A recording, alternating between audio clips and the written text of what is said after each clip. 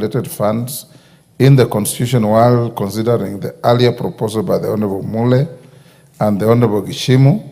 I shall limit the comments on the proposal for the convenience of the House. Honorable members, this proposal and the earlier proposal introduced by the Honorable Mule and the Honorable Gishimu shall thereafter stand committed to the Departmental Committee on Justice and Legal Affairs for consideration.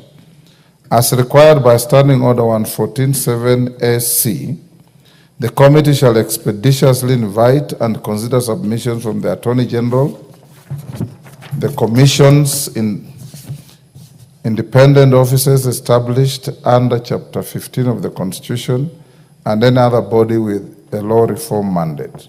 Additionally, to avoid further delay, the committee is directed to submit its recommendations on the proposals on or before 11th February 2024, which is the date that the House is scheduled to resume for the fourth session.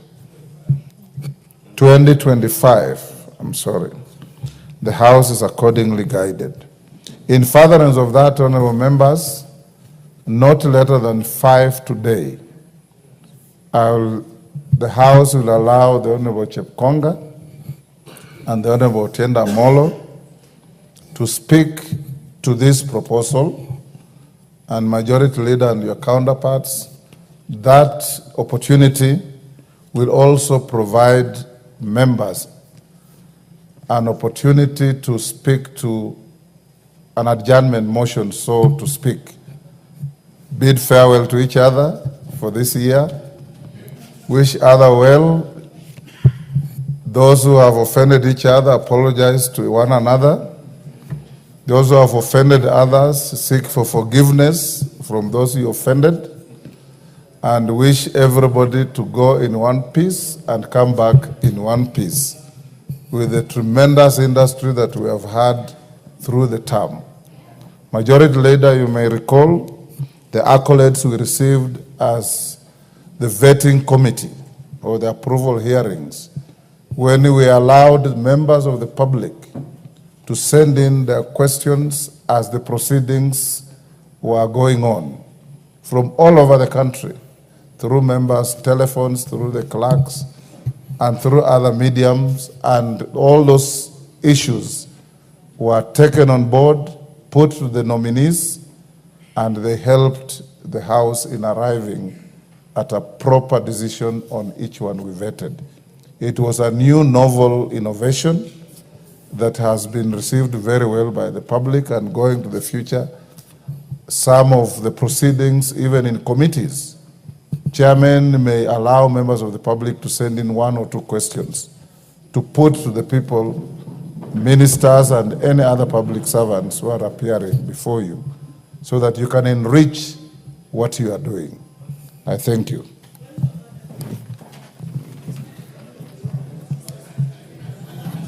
On what I have just said, Mama Kisi. Thank you. You know, Mr. Speaker, you've wished us a Merry Christmas. Yes. Even if we are going to debate about it, you might not be there. So I also want to wish you a Merry Christmas, Mr. Speaker. It comes clear from Kisi. May it be a loving one. This is for Mr. Speaker. I will wait for him to finish the conversation with the majority. I'm still standing. This is Kisii County represented, and I will give to the members. Mr. Speaker, this is your message. He was engaging you, and I wanted you to hear. You've wished us a Merry Christmas. It is good for Kisii to recognize and wish you back a happy season, sparkling one with love. And as we celebrate the new year, I wish you come to Kisii. In our church, we celebrate the new year, Mr. Speaker, and all members, Merry Christmas and Happy New Year. Our electorate will want something, so Mr. Speaker, you will also give us something for Christmas. Thank you, Honorable Donya. I'll for sure come with you to Nyabururu Church. Yes, those who want to speak to issues of that nature, you wait and speak when Chepkonga will have addressed you. Yes, Gishimu? Thank you, Honorable Speaker. It's just a humble request that Honorable Mule and I, being the trailblazers and having also committed our proposal to the committee, you also give us priority to comment on the same after the current sponsors of the current proposal. We also ventilate on the comments that we would like to make. We'll not only do that, but I did say that your industry in this matter will not go in vain. And when JLAC considers this proposal, both you and Mule will be invited to appear before JLAC and ventilate on your proposals so that they become part of the bill that will eventually find its way to the floor. And I think the whole House acknowledged the good work that you did when you brought the motion. Yes, Julius? Thank you so much, Mr. Speaker. I'm just reminded when you were making your last statement touching on this House, there was a weighty matter raised by Chairman Finance Kuria Kimani sometimes back while you were away to the then Speaker who was sitting at your chair, and it was referred to you. The issue touching on how the two houses are handling our ministers. Some of them, we realized that our ministers cannot serve in the office because they are being kept cold by the Senate, and when they are prosecuting issues that are squarely and by the Constitution are being meant to be addressed by this House. And I've been waiting for the ruling from the Speaker up to now. I just wanted to know how far is that going to be. Thank you. Honorable Julius Ruto, I think I saw the matter, and a matter of that nature would rather be handled administratively than be subjected to a ruling on the floor. I share the views, and I will administratively address the matter.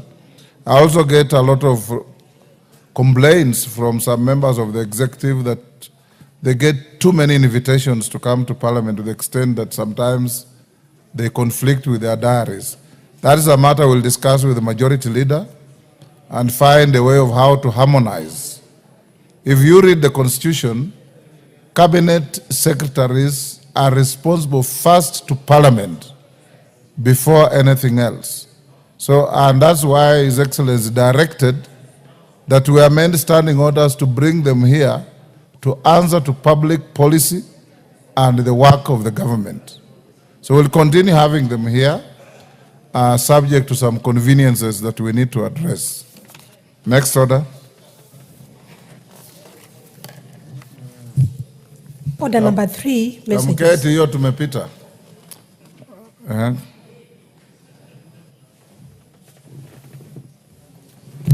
Julius, take the nearest seat. Honorable members, I have a message from the Senate on the approval of the nomination of Mr. Gerald Nyaoma Arita for appointment to the position of Deputy Governor of the Central Bank of Kenya.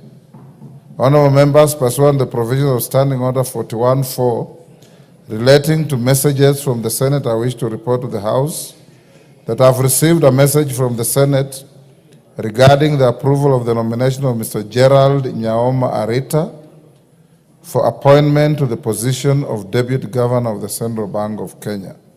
Honorable members, you recall that the approval hearings for the nominee for the position of Deputy Governor of the Central Bank of Kenya were jointly conducted by the respective committees of the two houses. Indeed, on Wednesday, 27th November 2024, the National Assembly approved the appointment of Mr. Gerald Nyaoma Arita as the Deputy Governor of the Central Bank. Now the approval by the Senate concludes the bicameral consideration of the matter. I'm informed that this decision has already been conveyed to the Office of the Head of Public Service for appropriate action. The House is accordingly guided. Thank you. Next order. Order number 4, petitions. Order number 5, papers. Majority Leader.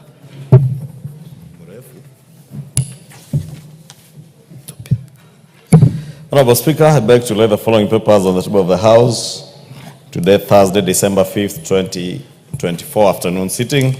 Reports of the Auditor General and financial statements for Rural Electrification and Renewable Energy Corporation, Staff Mortgage and Car Loan Scheme for the 9 months period ended 30th June 2024 and the certificates therein.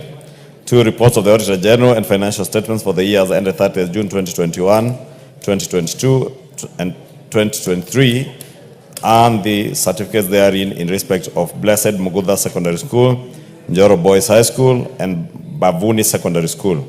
3 reports of the Auditor General and financial statements for the years ended 30th June 2024 and the certificates therein in respect of the following: Kenyan Nairobi Southern Bypass Road Project, Regional Mombasa Port Access Road Project, Mombasa Nairobi Addis Ababa Road Corridor Project Phase 2, Financing Locally Led Climate Action Program Projects, Support Technical Vocational Education and Training for Relevant Skills Development Project, Increased Enjoyment of Human Rights and Fundamental Freedoms by All in Kenya Project Grant, credit number KEN 190011 from Kenya National Commission on Human Rights.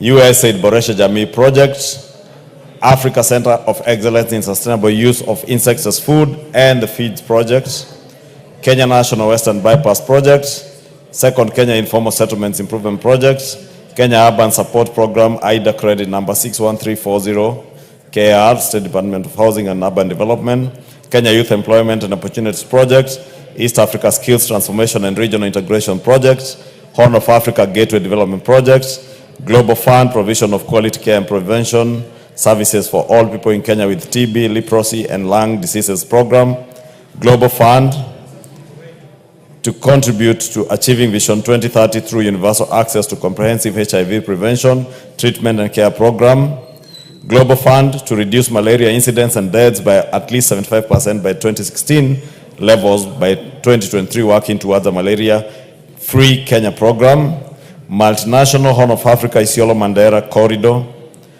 Ram Road Upgrading Project, Port Rees Moi International Airport Access C110 Road, Multinational Arusha Holili Taveta Voi Road Corridor Development Project Phase 1, Project Loan number 210015002894 from Kenha, Eastern Africa Regional Transport Trade and Development Facilitation Program Project, towards ending drought emergencies, Twende, ecosystem-based adoption in Kenya's arid and semi-arid rangelands project, European Widows and Orphans Pension Fund, Keno Sagana Marua Highways Improvement Project, improvement of drinking water and sanitation systems in Mombasa Moache Project, upgrading of Kibwezi Mutomo Kitui Migwani Road Project, National Agricultural and Rural Inclusive Growth Projects, Kenya Off-Grid Solar Access Project, COSOP,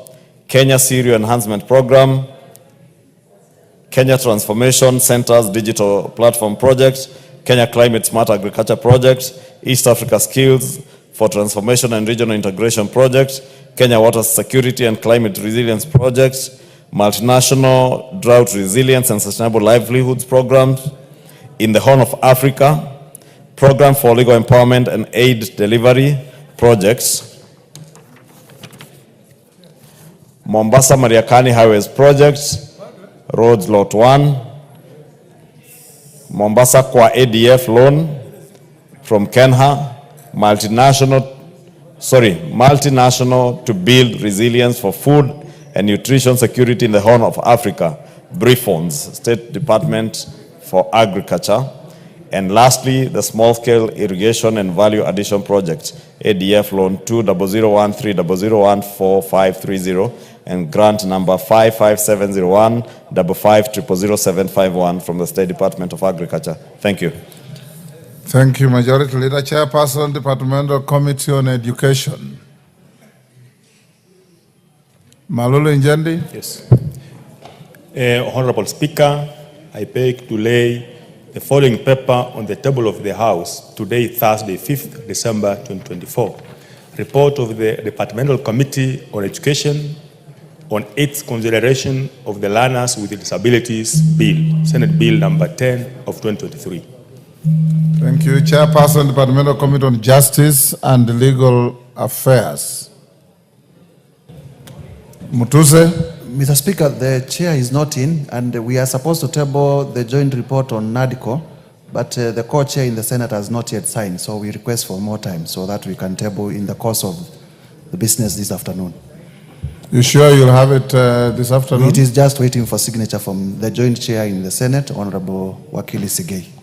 So when it comes, alert the chair. I will do so, Mr. Speaker. Next order.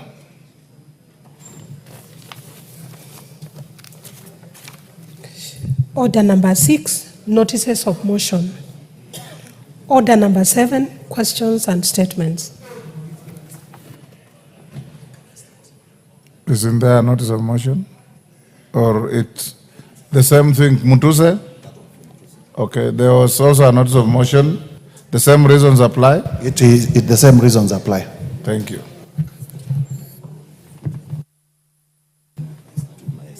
Okay. Next order. Yes, Ruku? As you know, Mr. Speaker, I requested for a statement on 18th of September regarding the payment of the last. Yes, I requested. Just hold, take your seat. Sarah, go to clerk, go to skip order 7 for now. Go to order 8, 9, and 10. We dispose of those before we start with order number 9. I put the question. Okay. Order number 10, we put the question. Then we'll come back to statements. Order number 9, motion. Report of the Committee of the Whole House on its consideration of the Startup Bill, Senate Bill number 14 of 2022. Question to be put. Honorable members, I'll put the question at order number 9, which is that this House do agree with the report of the Committee of the Whole House on its consideration of Startup Bill, Senate Bill number 14 of 2022 up to clause 6, and seek leave to sit again. As members of that opinion say aye. As members of the contrary opinion say nay. The ayes have it, so you will be sitting again shortly. Next order. Order number 10, motion. Consideration of the mediated version of the Conflict of Interest Bill, National Assembly Bill number 12 of 2023. Question to be put. Thank you, honorable members. I'll now put the question at order number 10, which is that pursuant to the provisions of Article 113(2) of the Constitution and Standing Order 153, this House adopts the report of the Mediation Committee on the Conflict of Interest Bill, National Assembly Bill number 12 of 2023, laid on the table of the House on Wednesday, 4th December 2024, and approves the mediated version of the Conflict of Interest Bill, National Assembly Bill number 12 of 2023. As members of that opinion say aye. Aye. Will those of the contrary opinion say nay? The ayes have it. We go back to order number 8. Order number 8, procedural motion. Extension of period for consideration of a special motion on approval of nominees for appointment to the Salaries and Remuneration Commission. Majority Leader. Thank you, Honorable Speaker. I beg to move that pursuant to the provisions of Section 13 of the Public Appointments Parliamentary Approval Act of 2011 relating to extension of period of consideration of nominees for appointment to a public office, that this House resolves to extend the period for consideration of a special motion relating to the approval of nominees submitted by His Excellency the President for appointment as chairperson and members of the Salaries and Remuneration Commission by a period of 14 days from 11th of December 2024. Honorable Speaker, these are procedural motion considering that we are breaking for the long recess and there were issues that were still to be resolved on the approval process of the SRC Commission. Therefore, we are just seeking extra time to be able to finalize on the few pending issues before we bring that motion for approval, Honorable Speaker. And therefore, beg to move and request the minority whip, the Honorable Mwenje, to second. Mwenje? Thank you, Honorable Speaker. I agree with the majority leader. There's some sticky issues to be resolved. So I second the motion. Thank you. Him, he said pending. You say sticky. Which one is? It's pending because it's sticky. Honorable members, I now propose the question, which is that, pursuant to the provisions of Section 13 of the Public Appointments Parliamentary Approval Act 2011, relating to the extension of a period of consideration of nominees for appointment to a public office, this House resolves to extend the period for the consideration of a special motion relating to the approval of nominees submitted by His Excellency the President for appointment as the chairperson and members of the Salaries and Remuneration Commission by a period of 14 days from 11th December 2024. We put the question?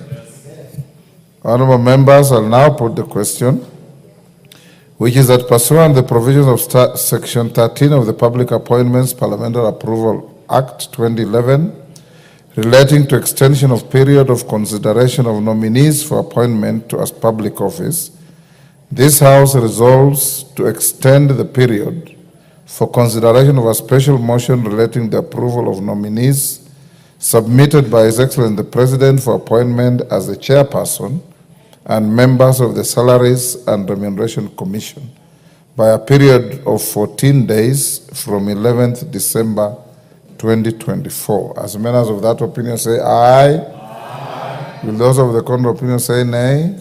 The ayes have it. Go back to order number 7. Order number 7, questions and statements. Majority Leader, we'll start with your statement. Thank you, Honorable Speaker.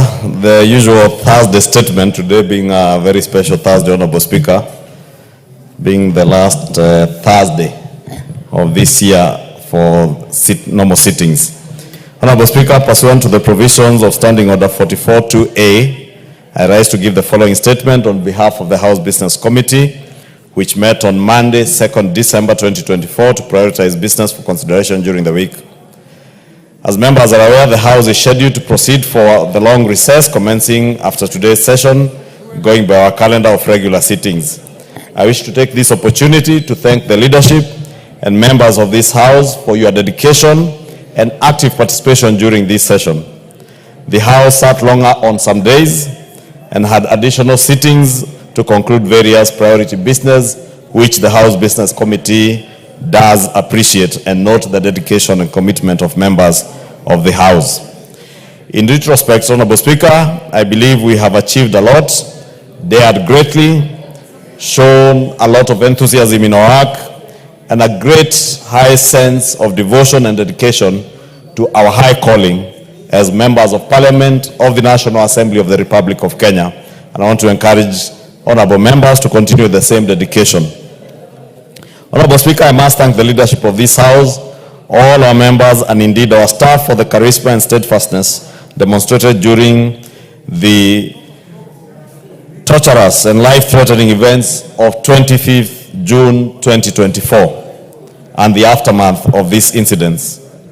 I can only say that your resilience, honorable members, is nothing short of inspiring, without which the House would not have quickly returned to normalcy, and has enabled us to accomplish a lot and close this session at a high peak.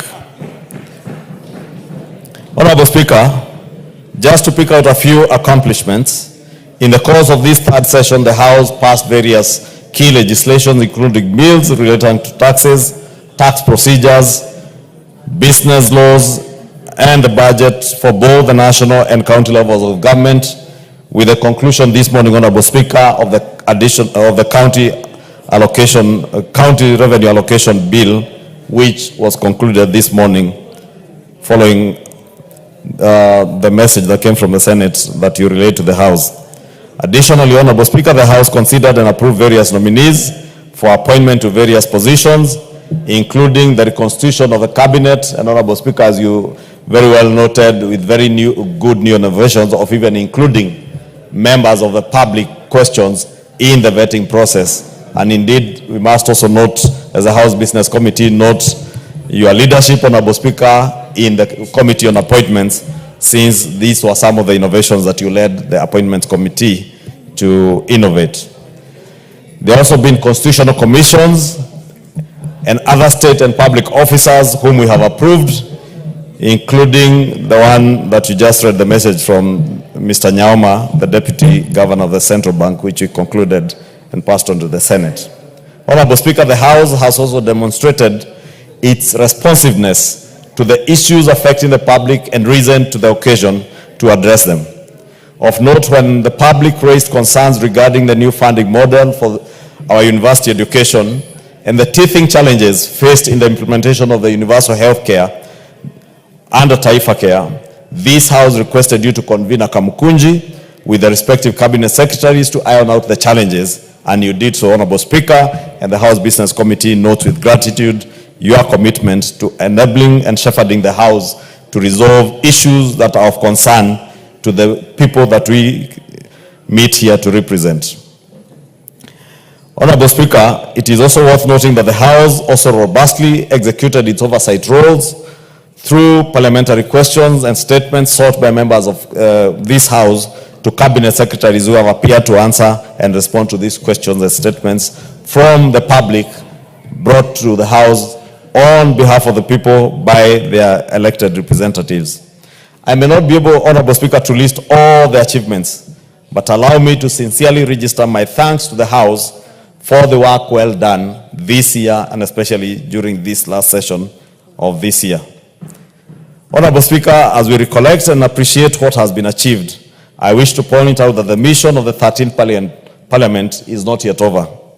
We still have a significant number of legislative proposals, bills, statutory instruments, and other reports that will most certainly need our keen attention when the House resumes on Tuesday, 11th February 2025. And Honorable Speaker, as you indicated, should there be need for a special sitting, I am certain that all these members are ready and willing to appear for a special sitting for any urgent business that may come in. And I thank them for their dedication.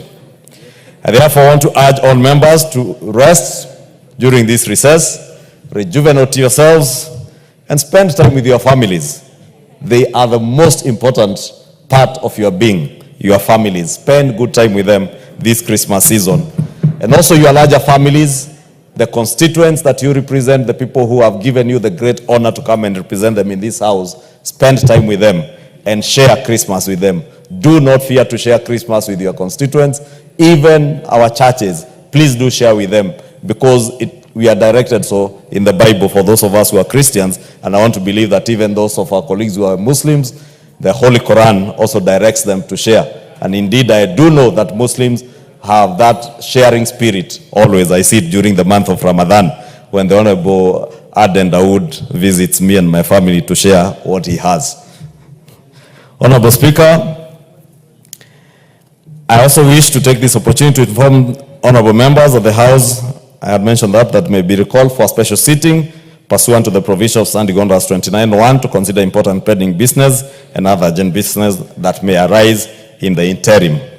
Honorable Speaker, it's good to note that this House, we are like doctors on call, and members are always willing to appear should there be need. We Therefore, can call you even on Christmas Day. that is why we are called to a high calling, yes. Honorable Speaker. Yes. And I'm certain these members, even if you call them on Christmas Day, they will be here for the service of humanity and the people of Kenya that have given that high honor to represent them. In conclusion, Honorable Speaker, on behalf of the House Business Committee, my family, and the great people of Kikuyu constituency, may I also take this opportunity to wish you all a happy festive season as you interact with your families and spend time with them, your constituents, and all other Kenyans. I now wish to lay this statement on the table of the House, and I thank you. Honorable Speaker, out of the statement, may I also request honorable members that in the coming year, Honorable Speaker, this last week has been very torturous for the whips. This afternoon, I joined the Honorable Mwenje and the Honorable Naomi in whipping members to try and come into the chamber when you are seated there. But at times it's very embarrassing, Honorable Speaker, to leave you sitting here to go and whip members. And you find some members lying on the seats in the members' lounge, others enjoying their meals. And Honorable Speaker, we all know the appointed time when the Speaker sits here is at 2:30. I would beg, I know towards the end of the year people get fatigued, but in the new year, I would want to pray that we will not be keeping the Speaker here waiting at 2:30 or even at 9:30 in the morning, and we will not have members seated in the dining area. I had to whip at least 15 members who are entertaining guests, others who are having their lunch, Honorable Speaker, and I therefore just want to plead that in the coming year, because we all come re-energized with new energy, renewed energy after Christmas, and I believe even have gained some weight, Honorable Speaker. This year has been torturous, and as I said, members have been very resilient, and I want to thank all of them, but urge all of us that in the new year, let us come with new energy so that we also treat the business of the House with the dignity that deserves and on time, Honorable Speaker. With that, I thank you and wish all of our members a Merry Christmas, a happy festive season, a prosperous 2025 to you and your families and your constituents. May God bless you and continue serving the nation. Thank you. Thank you. Member for Suna West. We're now on statements. Thank you, Mr. Speaker. Mr. Speaker, pursuant to the provision of Standing Order number 44-2C, I rise to request for a statement from the Chairperson of Departmental Committee on Education regarding capitation to schools, textbook to pupil ratio, and the state of early childhood development and education, which is ECD programs. Mr. Speaker, the country has made remarkable strides in expanding access to education through initiatives such as free primary and secondary education, significantly boosting enrollment rates and reducing education disparities.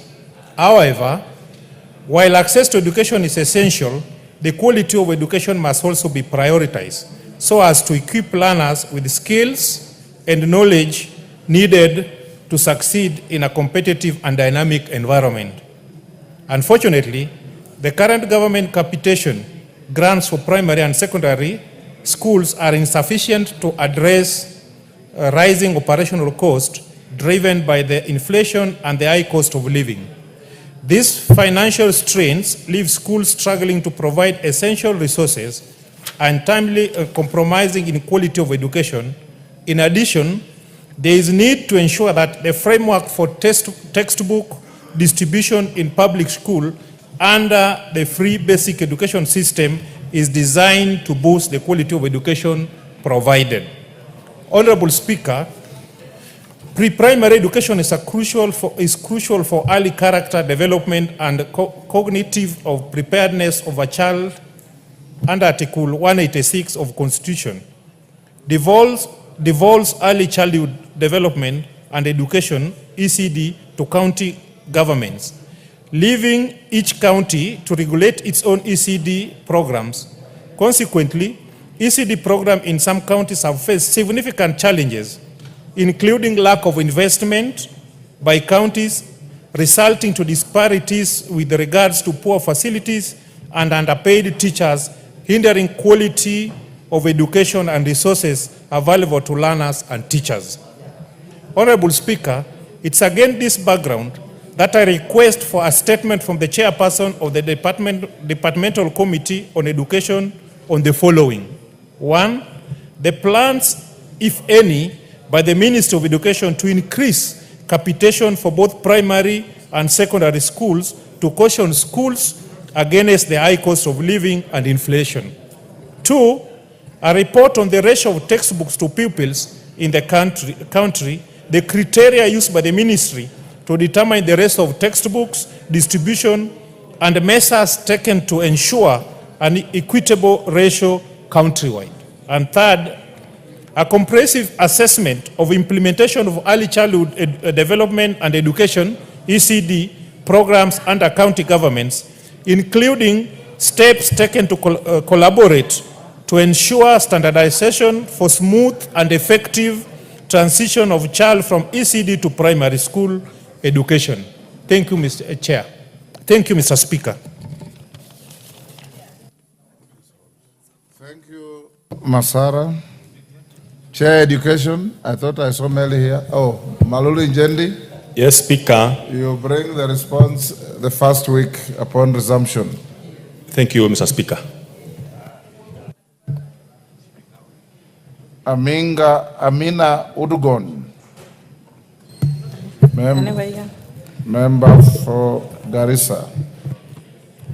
Thank you, Mr. Speaker, for this opportunity. Honorable Speaker, pursuant to the provisions of Standing Order 44-2C, I rise to request for the statement from the chairperson of the Departmental Committee on Finance and National Planning regarding the management of pension funds by the National Social Security Fund. Honorable Speaker, the National Social Security Fund is a statutory body mandated to register members, receive their contributions, manage funds of the scheme, process, and ultimately pay out benefits to eligible members and or dependents.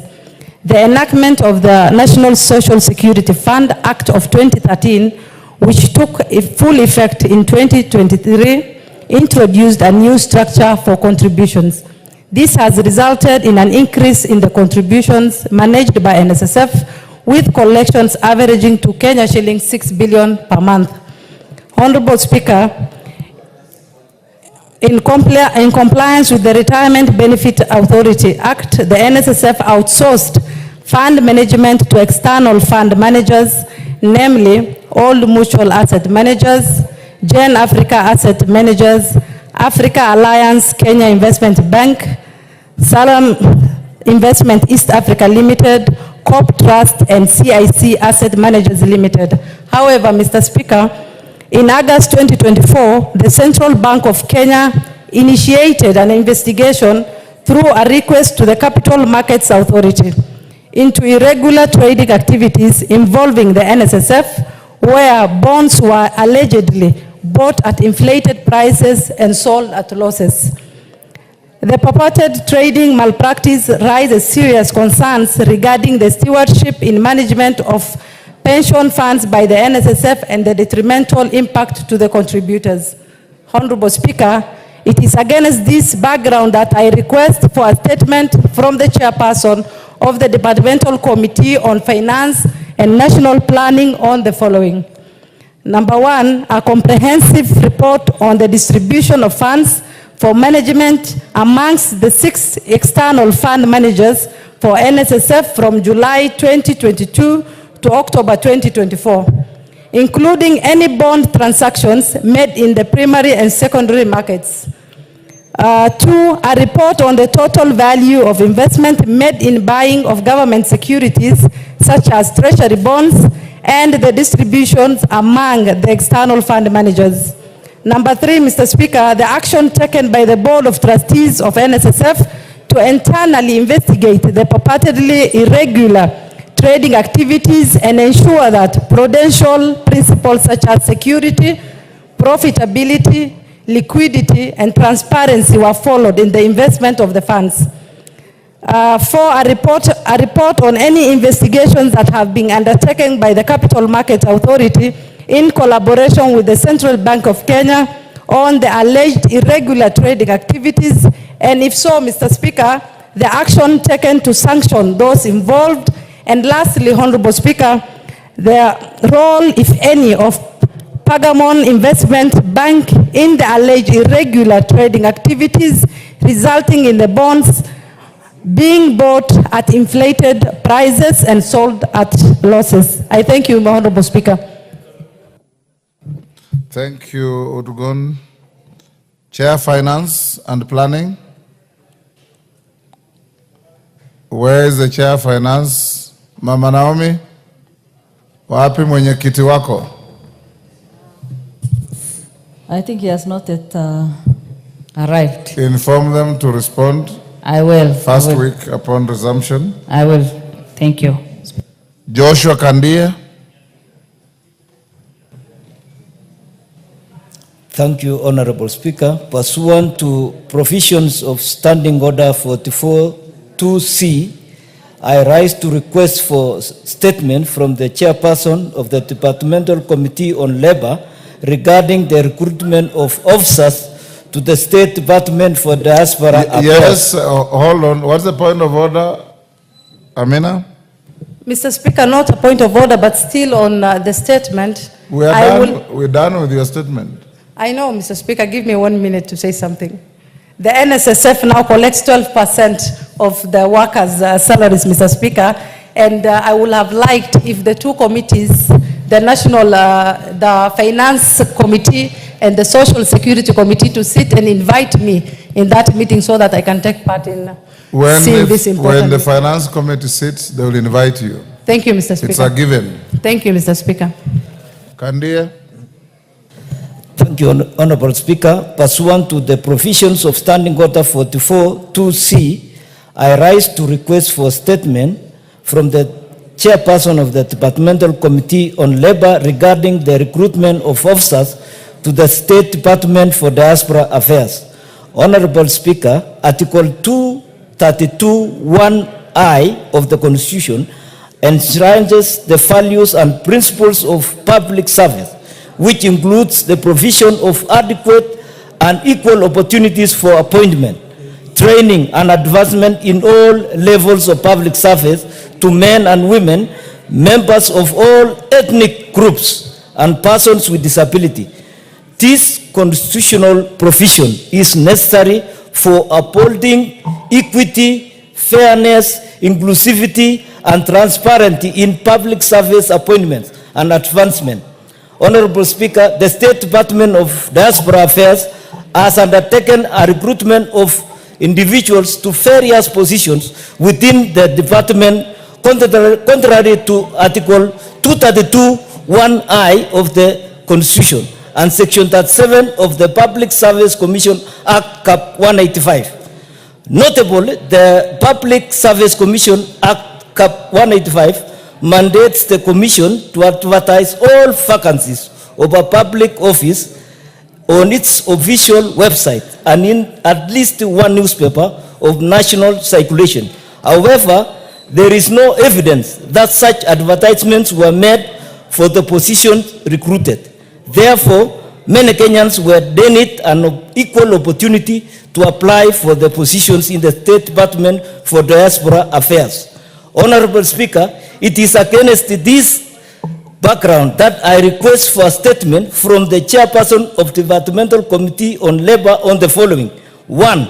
A comprehensive report on the recruitment of officers to the State Department for Diaspora Affairs from January 2023 to October 2024, detailing the dates when the mandatory public advertisements were made in accordance with Section 37 of the Public Service Commission Act Cap 185 and the procedures used in the recruitment. 2. A list of individuals recruited to the State Department for Diaspora Affairs during the specified period, including details on the regions from which they were selected. And 3. The measures put in place by the Public Service Commission to ensure that all Kenyans are afforded adequate and equal opportunity for appointment to public offices, along with steps taken to uphold transparency in the recruitment process within public offices. I thank you, Honorable Speaker. Karemba, that is to you. Yes, Honorable. First week upon resumption. Yes, I undertake that we will look into his statement, Honorable Speaker. Thank you. Then Karemba yourself, request for your statement. Thank you, Honorable Speaker.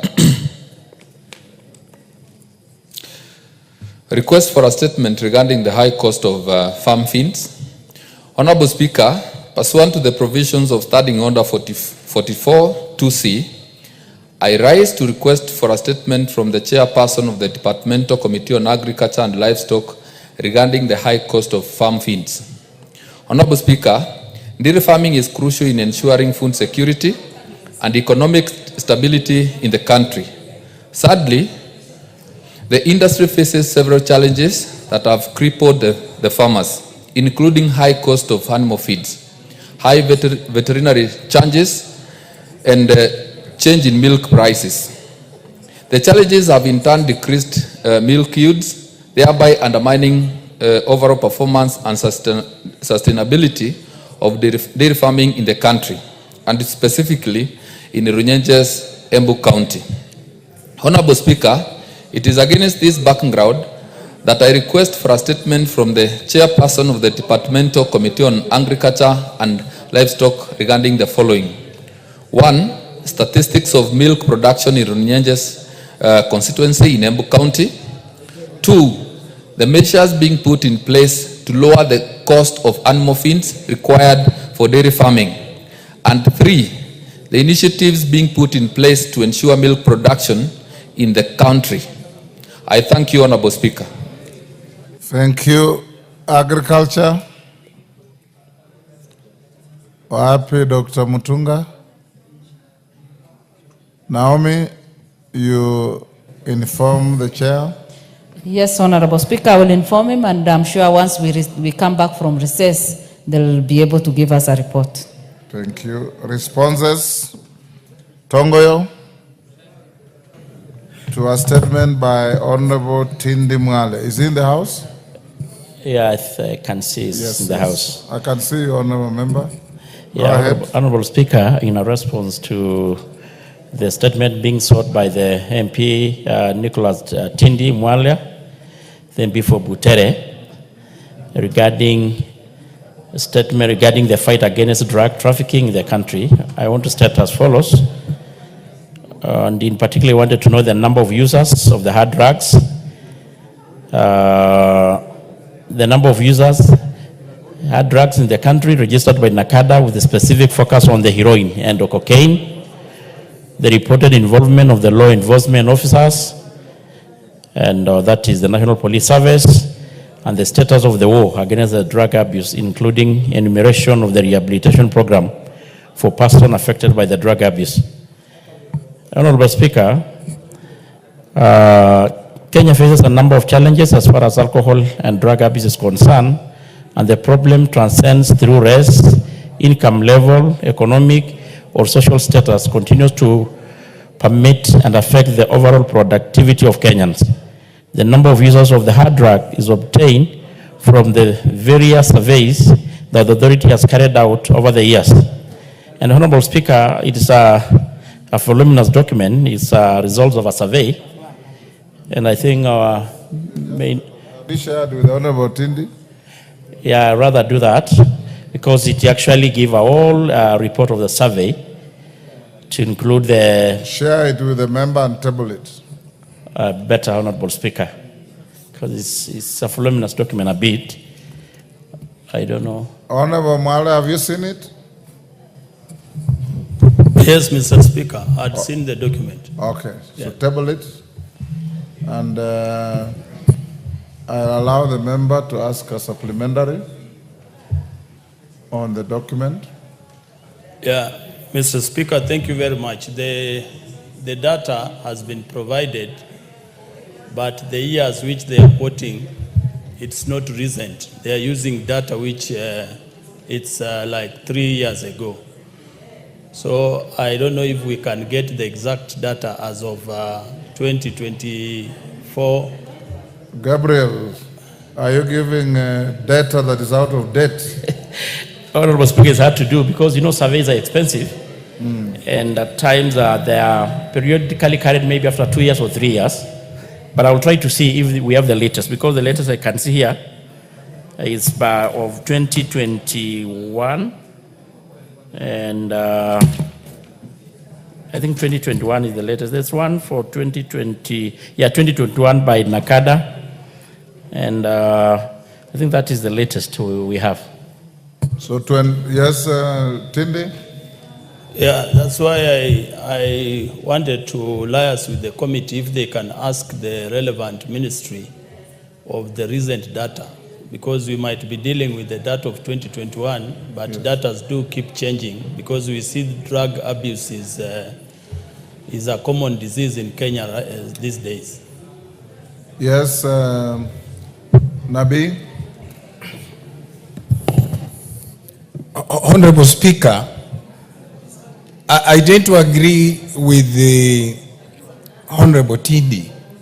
The problem of drug trafficking and use of hard drugs has permeated the society, especially our schools, our secondary schools, our universities and colleges. Now, if we are relying on our data 4 years back, we cannot be able to develop a strategy to manage this. And therefore, it behoves upon the ministry to give us an up-to-date data to enable us develop strategy to manage this situation. Yes. Thank you, Mr. Speaker. Ondo. Thank you, Honorable Speaker.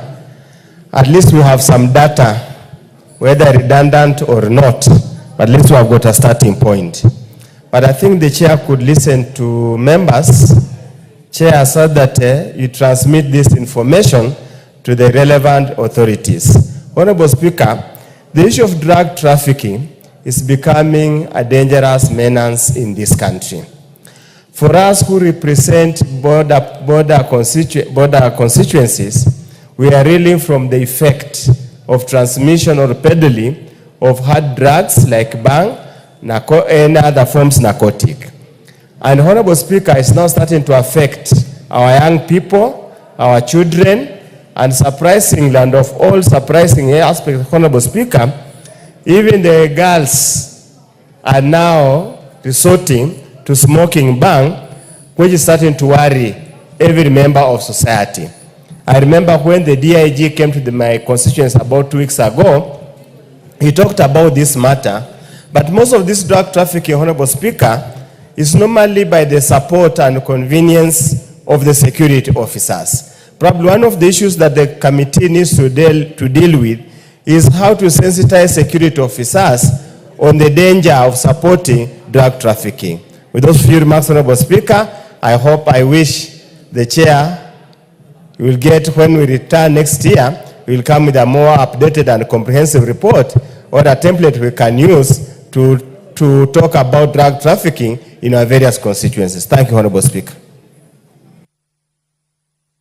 What I would direct Tongoyo to do is, for the period we're on recess, try and get up-to-date data up to at least 2022, 23, so that you can share with the Honorable Mwale and any other member who can pick from the table office.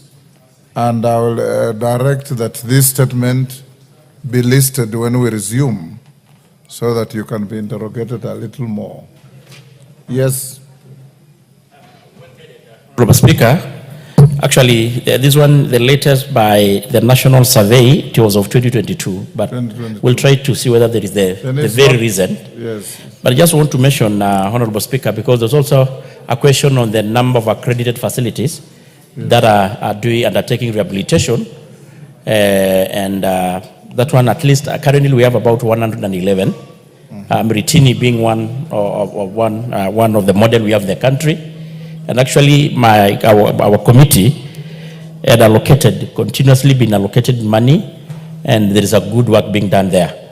And I want also to report that the agency, the anti-narcotic unit within the DCI, is really vibrant. We are trying to do something about it, try to give it a little bit some kind of autonomy and enhancing resources allocation, because currently they are a bit deprived even. Actually, they're not really mobilized because they've got a limitation of vehicles, like hardly 50.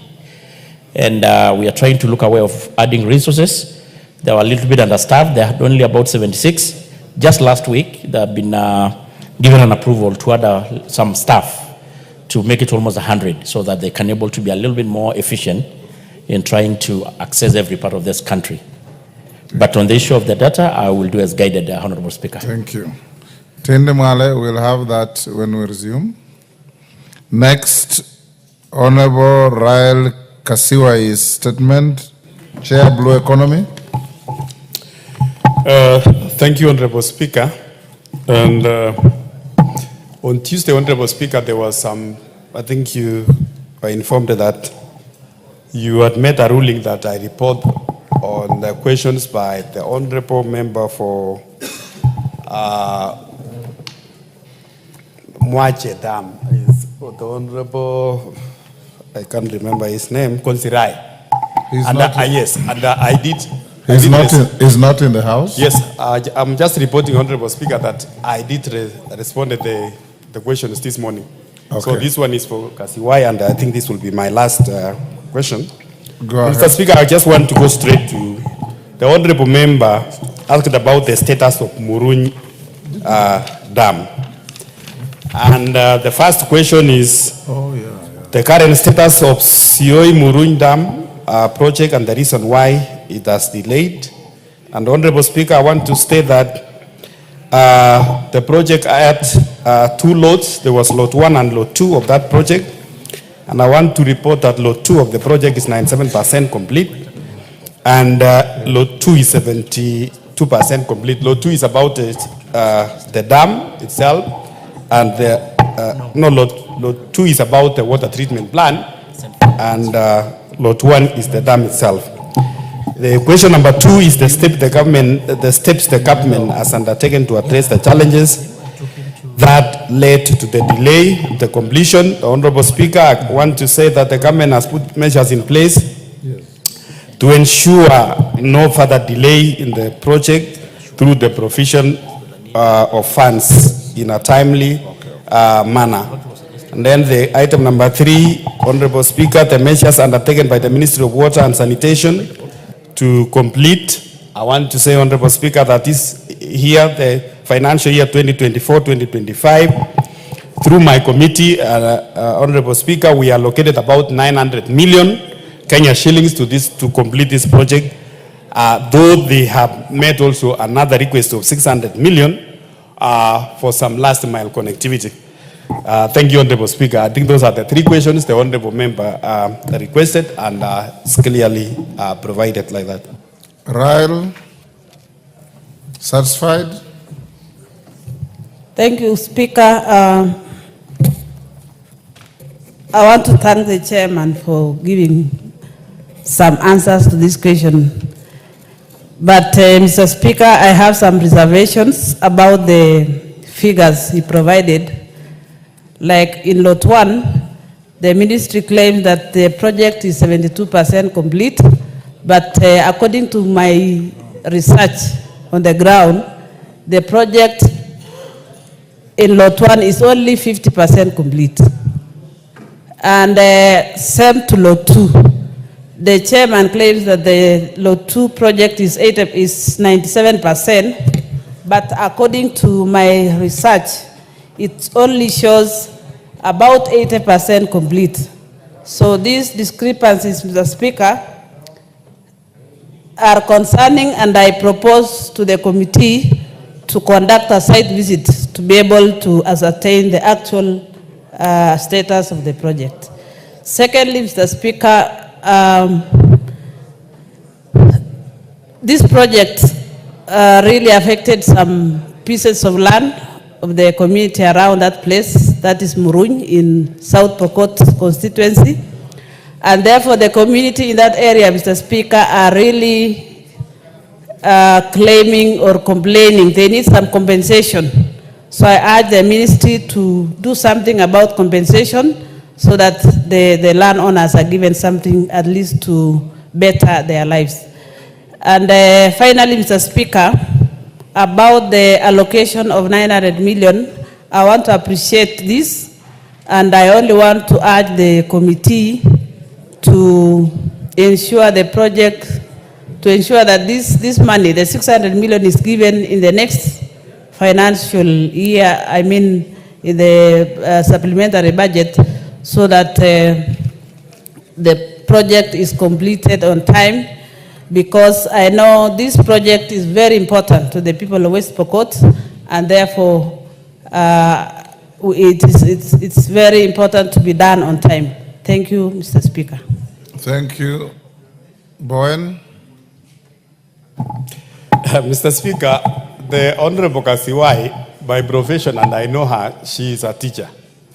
The last time I saw her, she was a teacher, and now she's a member of parliament. I don't know when she turned to be an engineer and a statistician. Just to respond to her question, why are you... say, this is, Mr. Speaker, these are the correct information from the engineers from Ministry of Water, that the project Lot 2 is 97% complete, which is the dam, and Lot 1, which is the water treatment, is 72%. On the issue of the funds, Mr. Speaker, I'm the chair of the committee. Yes, Mudhoni. Honorable Mudhoni. Give her the mic. Honorable Speaker, is the chair in order to insinuate that teachers don't know anything else other than teaching? Chair, teachers are very knowledgeable. They read a lot, and I want to confirm here, Honorable Raila is in order to quote, she is a mathematics teacher, and she is in order to quote the figures. Thank you, Speaker. The chairman is out of order. Thank you, Speaker. So on the finance, Honorable Speaker, I say that through my committee we allocated 900 million, which they have not even absorbed this money. So I want to assure the honorable member what they have requested for as an additional 600 million for the last mile connectivity, we are going to provide the honorable speaker. On the compensation, Mr. Speaker, I want to report that before the contractor took site, there was already a compensation. I think that almost there were only a few individuals remaining with the ministry, Mr. Speaker, in the process of paying them through the land commission. Thank you, Mr. Speaker. Thank you. We'll end it there. Let's, yes, Ruku. Before that, Ruku, allow me to acknowledge in the public gallery, take your seats, Suna West border operators from Suna West, Migori. On my behalf and on behalf of the House, we welcome these great Kenyans to the House of Parliament and encourage them to feel at home and know that this Parliament fully acknowledges and appreciates the wonderful work of border operators in revolutionizing rural transport, where you go to where no car can reach and you give services to wananchi. Masara, I give you 1 minute to welcome your voters. Thank you, Mr. Speaker. Mr. Speaker, I want to welcome the officials of Suna West Border, SACCO, and Welfare. Mr. Speaker, these people did their election some times back. I want to congratulate them because they did a very peaceful election. In Kenya, election is having problems, but theirs was very peaceful, and I want to say they'll go far. Mr. Speaker, I invited them to Nairobi tomorrow. There's a big meeting at KICC with a group, an organization called Kenya Motorcycle Owners and Riders Association. They'll be talking about the safety during festive period. They'll be training these people about financial literacy and as well entrepreneurship. Mr. Speaker, as you have really acknowledged, border riders have done a lot for this country. Majority of our youths who are jobless can now get an opportunity to earn their own money through border riders. So therefore, the government and every leader need to support border riders in their respective regions. Mr. Speaker, in my constituency, I've managed to take 1,400 border riders to driving schools. We have taken back those who are riding bicycle but border, but they have certificates. Some are at the university, some are at the KMTC, and some are at the Teachers Training College.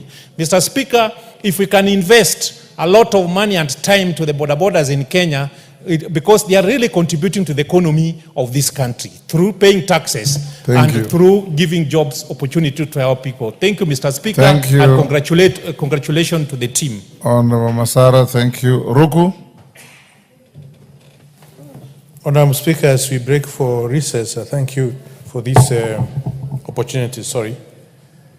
I requested for a statement on 18th of September, pursuant to Standing Order 44-2C, to the committee, Departmental Committee of Health, on the status of payment of the last expense and death gratuity to survivors or beneficiaries of National Health Insurance Fund and Public Service Superannuation Scheme.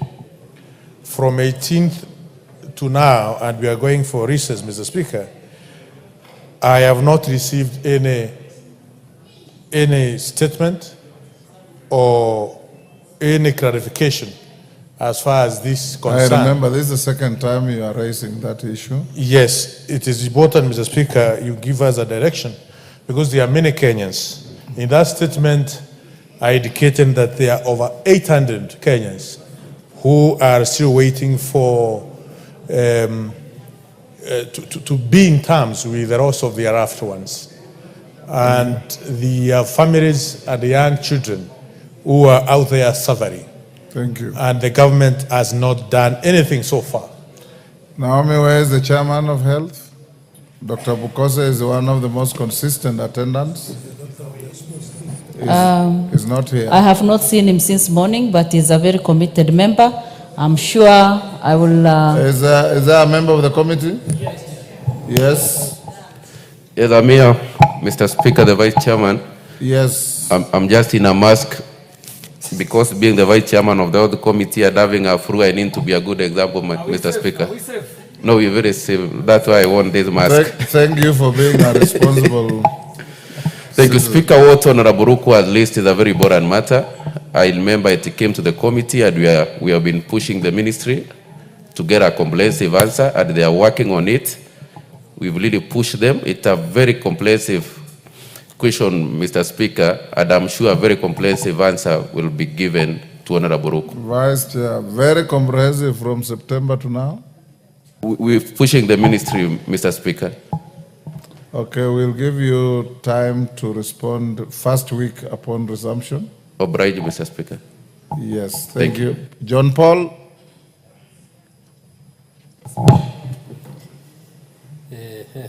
Give the mic to John Paul. There's one on your right. Thank you, Mr. Speaker. Mr. Speaker, also I rose to this house on the month of October to sort for the statement to the Committee on Health about the cancer prevalence. And up to date, Mr. Speaker, that statement has not been answered. I wanted to seek your advice whether that statement will lapse today or maybe if it will be answered next. I direct that it to be responded to upon resumption. Thank you, last sir. week. Yes, Mayaka. Irene Mayaka. Thank you, Honorable Speaker. Honorable Speaker, I also have a similar issue, and it's actually two statements. One from the Ministry of Internal Security on the status of the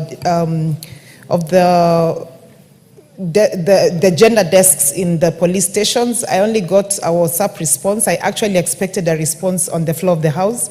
The other one is to the Committee of Social Protection. This was almost 5 months ago on the extension of the declaration of the anti-FGM. And this also has not been responded to. So I'd really like your direction on the two. I don't see Alice Nganga here. Tongoyo is here. But let them respond upon resumption. And anybody else with statements that have not been responded to, I'll save them to the first week of the next term so that we can save time. Is that Mule? Yes, Mule? On the same issue? Yes. I have just said. Mr. Speaker, I respect what you have said, but I just want to ask the chairs and committees, when members request for statement and we are pushing the ministries to give answers, it takes a bit of time. Mr. Speaker, I requested for statement last year, 2023, in February, and the response came in 2 weeks ago, whereby it was so shallow, the chair of finance had to send back the CS finance to give us a statement in January. Mr. Speaker, I think we need to find a tracking model on how to make sure that the ministries respond to members' requests and statement in this house timely. Because if a response is being given 1 year down the line, Mr. Speaker, what is the purpose? It is high time as we break and tell the ministries that we must get our responses within a framework of a time, but not to keep the answer until the purpose of the question does not meet the necessary response. You made your point, thank you. A member for Bumula. Mr. Speaker, I appreciate your ruling about statements, but you ruled a few days ago with regard to my statement to the chairman for Labour about KRA when he had tried to dilly-dally and being very cheeky to bring the answers, and you ordered that today he must bring the answers. Naomi Karemba has been here. Where has he disappeared to? I think that's why he ran away, Honorable Speaker. And I'm sure that should attract your I even wrath. gave him an opportunity to request for an unscheduled statement. Who is his vice chair?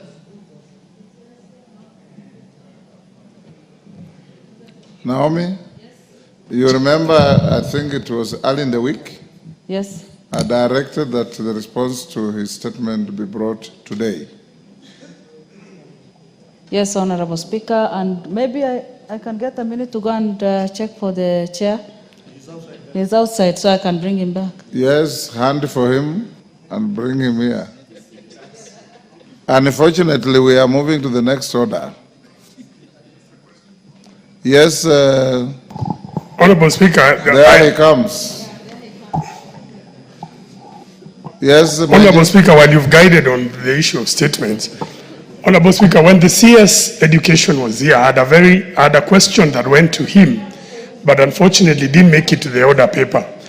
The reason why my question is of importance, it was because, Honorable Speaker, there is a report that about 200,000 students who didn't join Form 1 are out there. And Honorable Speaker, you know, next year we don't have Form 1s.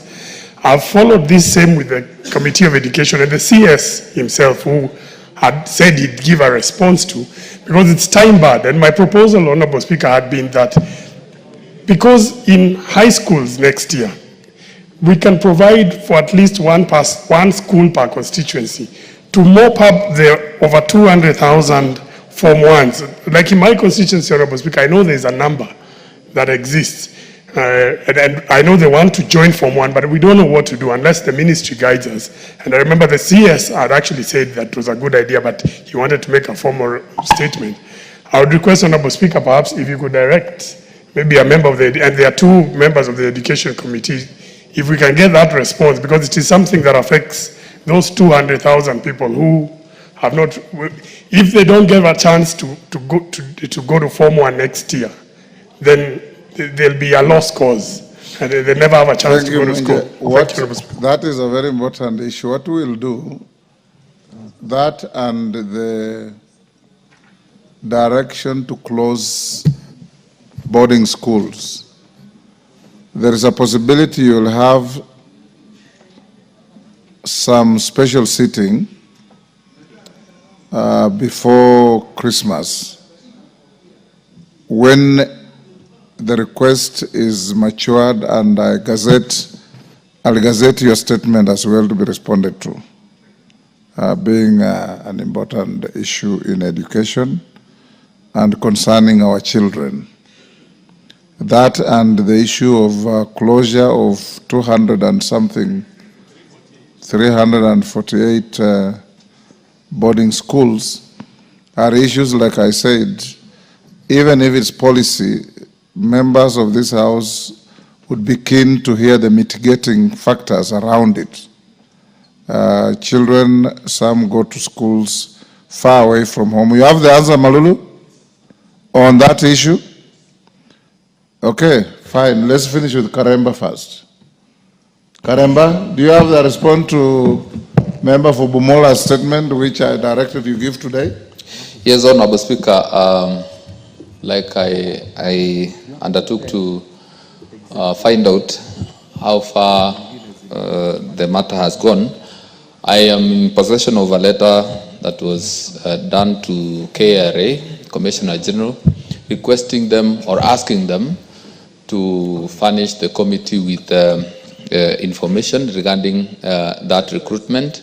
But the letter indicated that they were supposed to write to the committee on or before 9th of December, and that is this month. So KRA, I believe, will respond to his grievances by 5 p.m. 9th of December. So they are still within the timeline, according to the letter that was done by the committee. Are they going to write to you, the committee, or to the member? To the committee. So you will then transmit or rather invite the member for or communicate to the member on what KRA will. We'll serve the issue to the first week upon resumption. Yes, Wamboka? Honorable Speaker, these institutions of government must also respect the rulings delivered by the Speaker. This you had directed 2 weeks ago that they bring the statement. Yesterday, the 2 days ago, you still directed, Honorable Speaker. I think it is the highest time that we must have a policy where government institutions respect this House. Honorable Speaker, the issue at KRA is not a small issue. As we speak today, KRA is running like a bandit institution, Honorable Speaker. We have someone in the name of a chairman who is harassing every other employee of KRA, Honorable Speaker. That chairman is not able to defend himself here. I won't allow you to go that route. Okay, I will not go that route, Honorable Speaker, but KRA needs the attention of this House. Things are not sitting pretty well at the KRA, and it's only this House which has powers to deal with the issues of KRA, Honorable Speaker.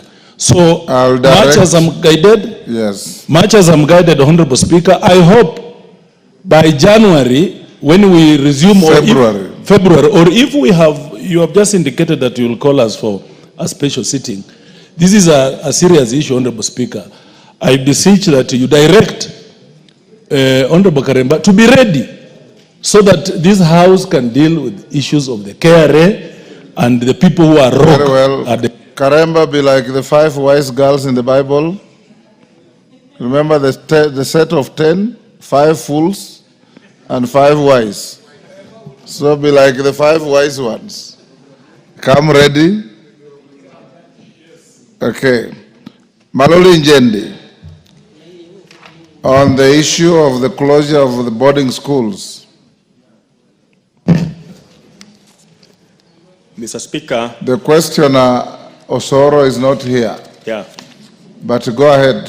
Yeah, the question was raised by Osoro, which was in 3 sections. The first part was to have a comprehensive report or response on 1, the cogent measures, reasons for closing those many schools at such short notice, and whether inspection was conducted at the lapse of the notices of closure to confirm compliance, and the measures put in place to mitigate the inconvenience caused to learners, parents, and the schools, considering that the short period remaining before reopening of schools for the commencement of the 2023 academic year. Honorable Speaker, the total number of schools with boarding sections in our public and private primary and junior schools are 3,199. Public schools are 1,436, while the private schools are 1,763 in number. During the period leading to the closure exercise, the schools were inspected against the guidelines of the school's safety manual 208 and the 348 schools, which translates to 10.9% were found to have contravened the guidelines, hence putting the safety of the learners at risk. The schools were recommended for closure because of the following reasons. One, registration status. Majority of the schools were not registered as having boarding sections and therefore were operating illegally. Number two, compliance to safety standards in the dormitories. Most of these schools had dormitories with grills on the windows which provided no exit in case of an emergency. Single exit doors with no provision for emergent exits. Doors that opened inwards, hence compromising safety of learners if locked inside. Some of the dormitories were repurposed, buildings such as dining halls, classrooms, and workshops, which had undergone modifications without approval from the relevant authorities such as public health, public works, and NEMA. Congestion in the dormitories was common in these schools, and the spacing of 1.2 meters between the beds was not adhered to. The learners were sleeping on double-deckers and triple-deckers, while some had wooden beds, which is a catalyst to fires in case of emergency. Majority of the dormitories in these institutions had not adhered to the needs of learners with disabilities. Number three, status of sanitation and water. The sanitation facilities in most of these schools were poorly maintained and inadequate. They had not adhered to the ratio of 1:25 for girls and 1:30 for boys. In some schools, toilets did not have doors, and in some cases, the shutters were not age appropriate. In the closed school, sanitation units for boys and girls were located in the same direction or area. Most of these schools did not provide treated drinking water for learners. Fire safety and equipment and materials. In most of these schools, fire extinguishers were not serviced regularly. Other firefighting equipment such as sand buckets, hose reels with water and smoke detectors were not available. Status of security systems. Some of these schools, the fences were porous without gates. Some gates were not manned by CCTV cameras, which had not been installed in the boarding area as required. Boarding registers were not regularly updated.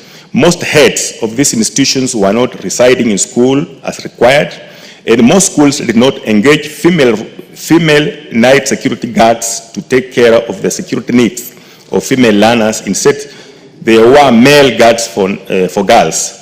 The schools had not engaged wardens to look after the boys in their dormitories at night. The status of safety in the kitchen and dining hall. In most of these schools, kitchens had poor drainage, inappropriate solid waste disposal, and unsuitable chopping surfaces.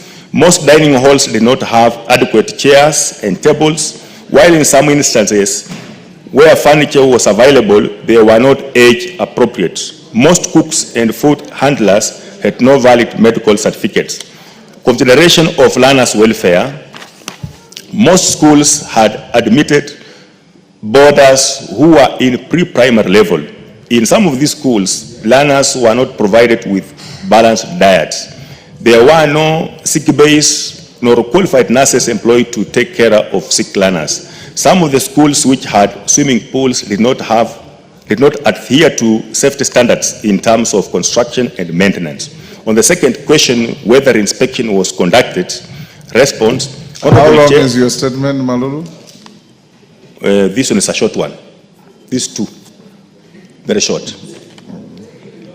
The schools which were inspected were given the recommendation that they were expected to implement. They were advised to seek re-inspection through the sub-county offices once they are complied. The period to be re-inspected was to be determined by the school's rate of compliance. The third question, the measures put in place to mitigate the inconvenient cost. The schools which will have complied will be issued with registration certificates, and the learners will not be affected. However, where there will be lack of compliance, the learners will have to be placed in other schools by sub-county directors or be day scholars in the school. Thank you, Mr. Speaker. Thank you. Next order. Nabi, you want to? Thank you, Mr. Speaker. The owner of the statement is not here, but I'll allow you to seek a clarification. Yes, and that will be the only one. Yes, Mr. Speaker, I must tell you that I'm very, very disappointed. That is a very poorly crafted statement that does not tell us the problems in boarding primary schools. Mr. Speaker, I want to say this, that this inspection was done after the Endarasha fire. This is impulse management by Minister of Education that cannot be allowed, Mr. Speaker. Despite the fact that the owner of the statement not being here, and this is being a matter of national interest, Mr. Speaker, I would request that you order that the ministry gives us an appropriate answer detailing plans on how to manage, transition the children who are in those schools. Noting that, Mr. Speaker, a child who is registered on NEMIS in one school cannot be easily transferred to another school, especially if he's after grade 4. Thank you, Mr. Speaker. Dawood, on the same issue? Yes, Mr. Speaker. Mr. Speaker, the statement read by the Vice Chair. Mr. Speaker, this country has got many boarding schools. And if we go to all these boarding schools, they may be even worse than what we have been given, because there are 2 schools in my constituency. I wish, Mr. Speaker, they did a comprehensive audit of all the boarding primary schools in this country. Mr. Speaker, there are sometimes you can even wonder, how can a grade 4 be in a boarding school? We should have a policy where boarding schools should exclusively be for a little older children, not small ones who cannot. But Mr. Speaker, I'm a product of a boarding school. I've stayed in a boarding school for 6 years. But Mr. Speaker, the boarding schools of today are pathetic. There is no space to move. They are bundled up 2 or 3 on a bed, on a high-decker bed. There is no space. The door to exit is probably locked, or it's not opening the right way. The windows have got bars on them. So, Mr. Speaker, it is not just these schools should be victimized. We should have a comprehensive report on all boarding schools, not just the ones which have been banned. Thank you, Mr. Speaker. I want to go to the next order.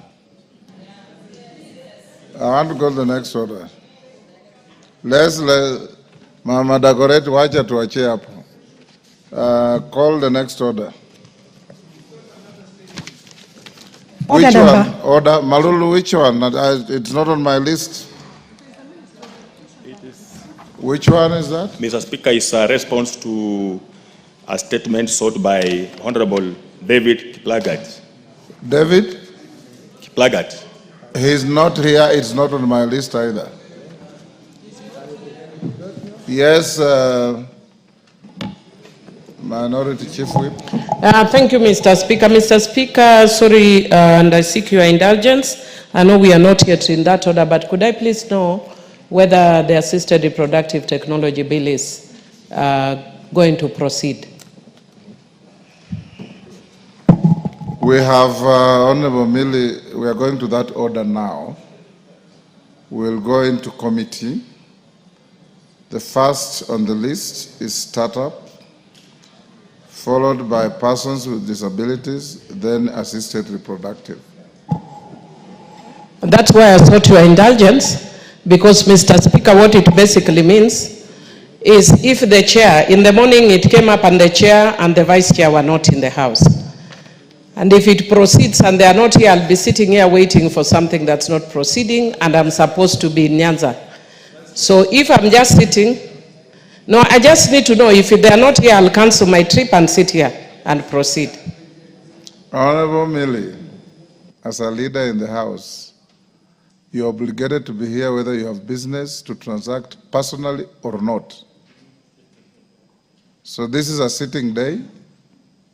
Your matter is listed, but even if it wasn't, I expect you to be here, regardless. More so that you are the whip.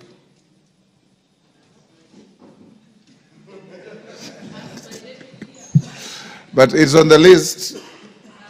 I appreciate, you know, if, for example, you have an emergency and you want me to take it out of the list, or those who are responding to issues are not here, I take it out of the list and save it to the next term, because the earliest we resume is on 11th of February. Pardon? Respond. Thank you, Mr. Speaker. Mr. Speaker, we actually have an event in Migori, but if the chair or vice chair are willing, we have an event tonight. If the chair and the vice chair are willing to proceed, I am willing to cancel, and I'll sit here. So the only thing I'd feel sad is that I cancel and there is nobody here. Because I was supposed to have gone in the morning, I cancelled. From where I sit, Honorable Millie, I have no capacity to know if they are here. The whip majority is Dr. Bukose around, or his vice chair? The vice chair is there. Speaker Miad, we are willing to proceed with the bill. Okay. So, may I call out the next order? Order number 11, Committee of the Whole House. Members be upstanding.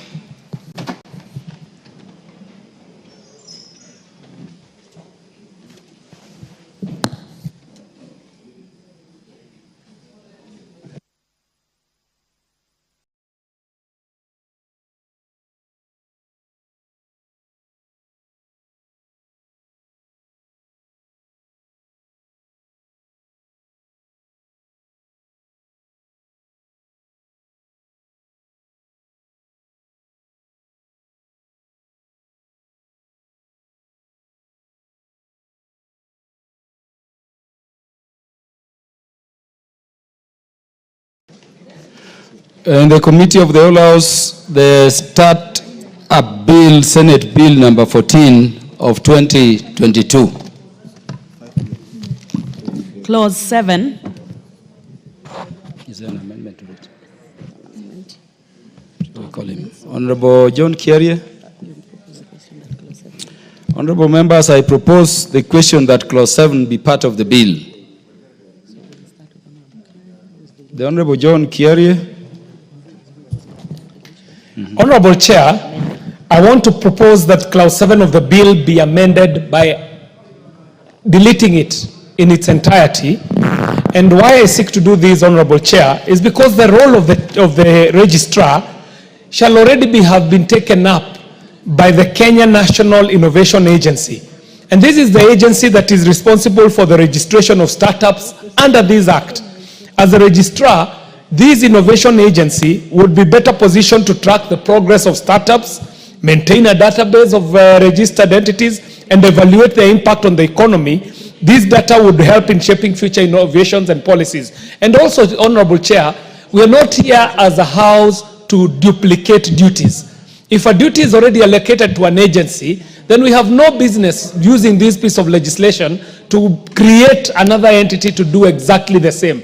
As it is, and I had said this in the morning, the issues we're prosecuting here sit across very many sectors: technology, education, youth, innovation, and now trade. And so we do not want to have a place where we are duplicating this role of a registrar. Thank you very much, Honorable Chair.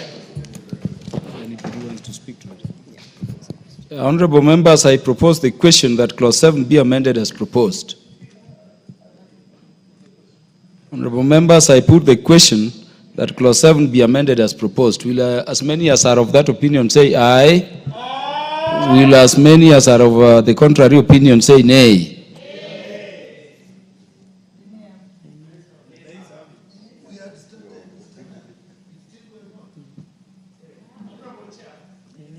I want to put the question again for clarity.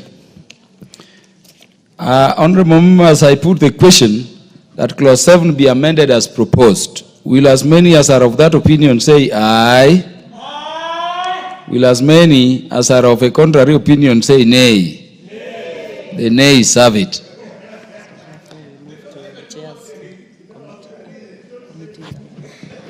The chairperson trade to move committee amendment.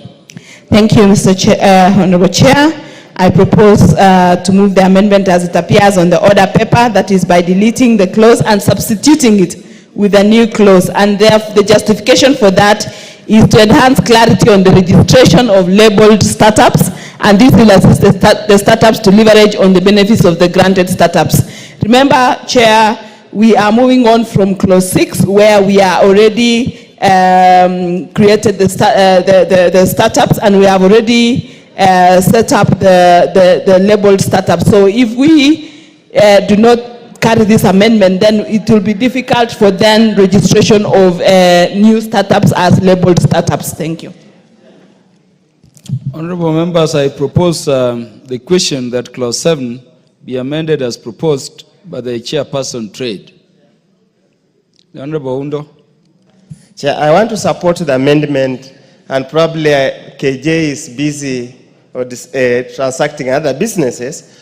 I think when we sat with the State Department in respect of this matter, they say the innovation and startups can emanate from any sector.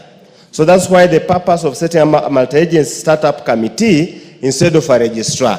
Actually, the amendment of the committee is a better provision than what you are thinking about. So I think this should adequately cover your fears, such that we go as a multi-agency. It's not just it's not a one person, it's not a one-man show. So that it can come from anywhere, from innovation, science, from anything else. Even music can be a startup. I can decide to start my ADVERTISE band, and so it's startup or whichever, and then we move on. Thank you, Chair. Thank you. Honorable members, I now put the question. Yes, the Honorable Irene Mayaka. Thank you, Chair. Chair had actually pressed the intervention to catch your eye. I just want to also support the committee amendments because, as I said before, having had an opportunity to engage the committee as a co-sponsor of the bill, and having had their justification of why we really need to have this, I concur with them, because we need to ensure that we are leveraging in totality on the benefits of startups in relation to the specifications that have been given on their registration. I therefore support the committee's amendment. The Honorable John Kerry. With the fact that my amendment has suffered, I would also want to put it on record, Honorable Chair, for us to note, and even for the committee to note, that not all startups are trade startups. And the reason why we needed a registrar is because, and we needed it to be domiciled at Kenya Innovation, is because Kenya Innovation is actually sitting at a very proper place to cover all the sectors, and it is going to the presidency. When we reduce it to the MSME, what will happen is that we will be moving ahead imagining that all startups are trade and entrepreneurial startups. So we end up losing out while we think we are gaining. Thank you very much, Honorable Chair. Honorable members, now do allow me to put the question, and I therefore put the question that clause 7 be amended as proposed by the Chair Departmental Committee on Trade. Will as many as are of that opinion say aye? Aye. Will as many as are of a contrary opinion say nay? The ayes have it. Honorable members, allow me therefore now to put the global question that clause 7 of the bill as amended be part of the bill. Will as many as are of that opinion say aye? Will as many as are of a contrary opinion say nay? The ayes have it. Clause 8.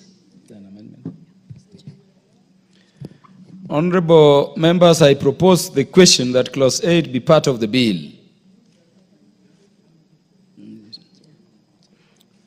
The Chair, Departmental Committee on Trade. Thank you, Chair.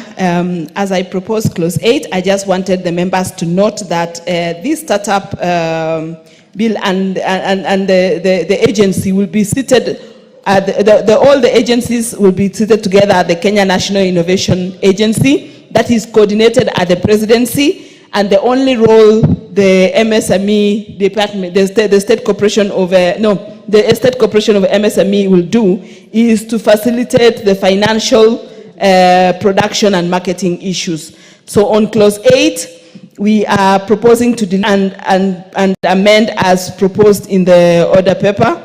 And the reason for that, the justification is that this amendment seeks to provide obligations of the startups. Thank you. Honorable members, I put the question that clause 8 be amended as proposed by the Chair, Departmental Committee on Trade.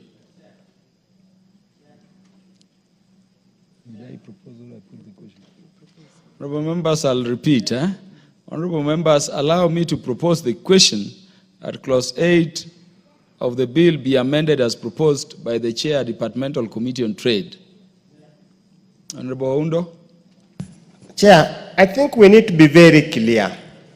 Innovation is not innovation for the sake of it. Whoever is innovating as a startup intends to commercialize, intends to make a living, an economic gain from the innovation. And that's why we concurred with the State Department's thinking that if we just left it in one office, which only registers innovation, how do you commercialize that innovation? How? Because the purpose of innovating is to make money, is to make a livelihood. So that's why we have expanded the bill from the way it came from the Senate to now look at actualization of the innovation. It's just like an architect. An architect designs. If there is no builder, it's just a design. Basic. So thank you, Honorable Oundo. Honorable members, it is for you to make a decision. I therefore put the question that clause 8 of the bill be amended as proposed by the Departmental Committee Trade. Will as many as are of that opinion say aye? Will as many as are of a contrary opinion say nay? The ayes have it. Honorable members, I now put the question that clause 8 be part, as amended, be part of the bill. Will as many as are of that opinion say aye? Will as many as are of a contrary opinion say nay? The ayes have it. The Honorable Dawood, the Chair did not ignore you. The Chair did not recognize and the Chair did not hear you. Call the next clause. Clause 9. Is there an amendment? Honorable members, I propose that clause 9 be part of the bill. Chair, I propose that clause 9 be amended as it appears in the order paper, and the justification is to seek to accommodate new provisions on incubation provided for under clause part 4 of this act. Honorable members, I propose the question that clause 9 of the bill be amended as proposed by the Chairperson, Departmental Committee on Trade. Honorable members, I put the question that clause 9 of the bill be amended as proposed by the Chairperson, the Departmental Committee on Trade. Will as many as are of that opinion say aye? Will as many as are of a contrary opinion say nay? I will repeat the question for clarity. Honorable members, I put the question. Honorable members, you need to be attentive that clause 9 of the bill be amended and be deleted as proposed by the chairperson of the Departmental Committee on Trade. Will as many as are of that opinion say aye? Will as many as are of a contrary opinion say nay? The nays have it. Do you want me to repeat the question again? I told you members to be attentive. And so I'll expand and repeat the question again. You know, Honorable Irene Mayaka, I'm putting question on your bill and you're not attentive. The chairperson in charge of ICT, I want to repeat this question for clarity.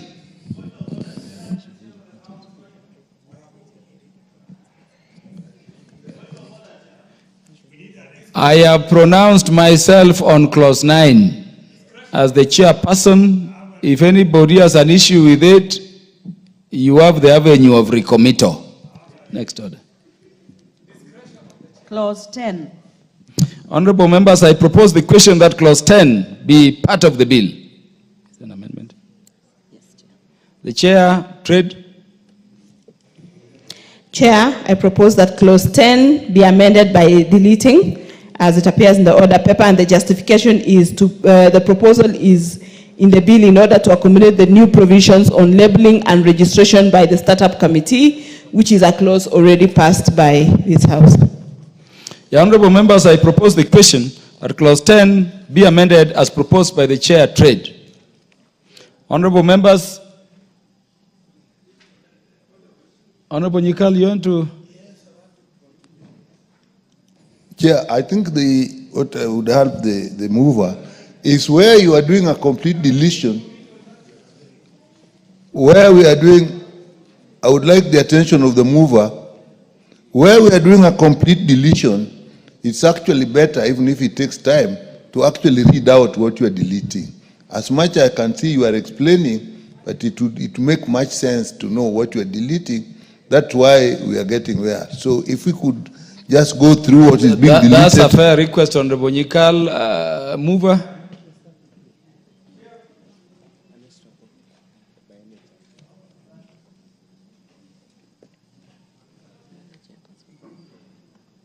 Chairperson, could you read the provision? I was waiting for the microphone. You're Chair, proposing to delete. I think all the clauses are in the order paper, and if we follow through clause by clause, it's in the order paper. But now that you've said I read, the clause that is being deleted is clause 10, which talks about the registrar or the county executive member, as the case may be, shall within 30 days upon receipt of an application under section 9, which examine the application together with the documents, and if the registrar considers it necessary, call for such further information to carry out such inspections as he or she may consider necessary for the determination of the application, and where the registrar or the county executive member is satisfied that an applicant meets the requirements for registration under this act, the registrar or the county executive committee member shall, subject to the provisions of this act. Honorable Chair, you can stop there. I know members already have the order paper, and thank you for directing them on the bill. Honorable members, I now put the question that clause 10 of the bill be amended as proposed by the chairperson, trade. Will as many as are of that opinion say aye? Will as many as are of a contrary opinion say nay? The ayes have it. Honorable members, I put the question that clause 10 be part of the bill. In fact, it has been deleted. Sorry, next. Clause 11. Honorable members, I propose the question that clause 11 be part of the bill. So amended. Chairperson, Departmental Committee on Trade. Thank you, Chair. I propose that clause 11 be deleted, and I think we can read the clause 11 in the order paper, and the justification is that this new provision is already under the labeling and registration by the Startup Committee. So we can go all of them. The Honorable Daud. Chair, on this one I agree with the chair, because if we have deleted 10, then it follows, this follows 10. It's the same, so we delete this as well. Honorable members, permit me now to put the question that clause 10, clause 11 of the bill be deleted as proposed by the Chair Departmental Committee on Trade. Will as many as are of that opinion say aye? Will as many as are of a contrary opinion say nay? The ayes have it. Clause 12. Honorable members, I propose the question that clause 12 be part of the bill. Chairperson, Departmental Committee on Trade. Thank you, Chair. I propose that clause 12 be deleted as it appears on the order paper, and the reason for this is to accommodate the new provisions on incubation provided under Part 4 of this bill. Honorable members, I propose the question that clause 12 be amended or be deleted as proposed by the Chairperson Trade. Honorable members, I put the question that clause 12 be deleted as proposed by the Chairperson Committee on Trade. Will as many as are of that opinion say aye? Will as many as are of a contrary opinion say nay? The ayes have it. Clause 13. Honorable members, I propose the question that clause 13 be part of the bill. Chairperson, Departmental Committee on Trade. Thank you, Chair. I propose that clause 13 be deleted as it appears on the order paper, and the reason is that this amendment seeks to accommodate new provisions on incubation already provided under clause 4, under Part 4.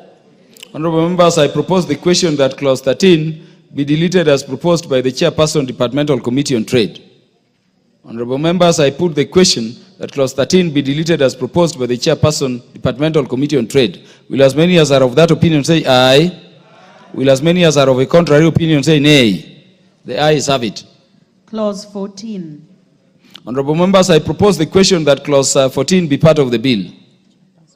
Chairperson, Departmental Committee on Trade. Thank you, Chair. I propose that clause 14 be amended as it appears in the order paper, and that is deleting that clause and substituting it with the current clause that is there, and that justification there is to provide for grounds for cancellation and registration of the Startups Committee.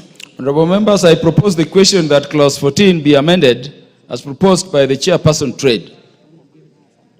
Honorable members, I put the question that clause 14 be amended as proposed by the Chairperson, Departmental Committee on Trade. Will as many as are of that opinion say aye? Will as many as are of a contrary opinion say nay? The ayes have it. Honorable members, I now put the question that clause 14 be part of the bill. Will as many as are of that opinion say aye? Will as many as are of a contrary opinion say nay? The ayes have it. Clause 15. Honorable members, I propose the question that clause 15 be part of the bill. Chairperson, Departmental Committee on Trade. Chair, I propose that clause 15 be amended as it appears on the order paper, and the justification for this is to provide for procedure to be followed prior to the cancellation of registration of any startups, including issuance of notice to the affected startup. Members, I propose the question that clause 15 be amended as proposed by the Chairperson, Departmental Committee on Trade. Honorable members, I put the question that clause 15 be amended as proposed by the Chairperson, Departmental Committee on Trade. Will as many as are of that opinion say aye? Will as many as are of a contrary opinion say nay? The ayes have it. Honorable members, I now put the question that clause 15 be part of the bill. Will as many as are of that opinion say aye? Will as many as are of a contrary opinion say nay? The ayes have it. Clause 16. Honorable members, I propose the question that clause 16 be part of the bill. Chairperson, Departmental Committee on Trade. Thank you, Chair. I propose that clause 16 be amended as it appears on the order paper, and the justification for this is the manner of cancellation of registration by the Startup Committee and the effect of such cancellation, including loss of benefits of the startup, needs to be taken care of. Thank you. Honorable members, I propose the question that clause 16 be amended as proposed by the Chairperson, Departmental Committee on Trade. Honorable members, I put the question that clause 16 be amended as proposed by the Departmental Committee Chair for Trade. Will as many as are of that opinion say aye? Will as many as are of a contrary opinion say nay? The ayes have it. Honorable members, I now put the question that clause 16 be part of the bill. Will as many as are of that opinion say aye? Will as many as are of a contrary opinion say nay? The ayes have it. Clause 17. Honorable members, I propose the question that clause 17 be part of the bill. Chairperson, Departmental Committee on Trade. Thank you, Chair. I propose to amend that clause 17 be amended as it appears in the order paper, and the justification for this is to provide for an appellate process for aggrieved persons to seek review and a decision to the register as startup. Honorable members, I propose the question that clause 17 be amended as proposed by the Chairperson, Departmental Committee on Trade. Honorable members, I put the question that clause 17 be amended as proposed by the Chairperson, Departmental Committee on Trade. Will as many as are of that opinion say aye? Aye. Will as many as are of a contrary opinion say nay? The ayes have it. Honorable members, I now put the question that clause 17 be amended, no, be part of the bill. I will put the question again. Honorable members, I put the question that clause 17 as amended be part of the bill. Will as many as are of that opinion say aye? Will as many as are of a contrary opinion say nay?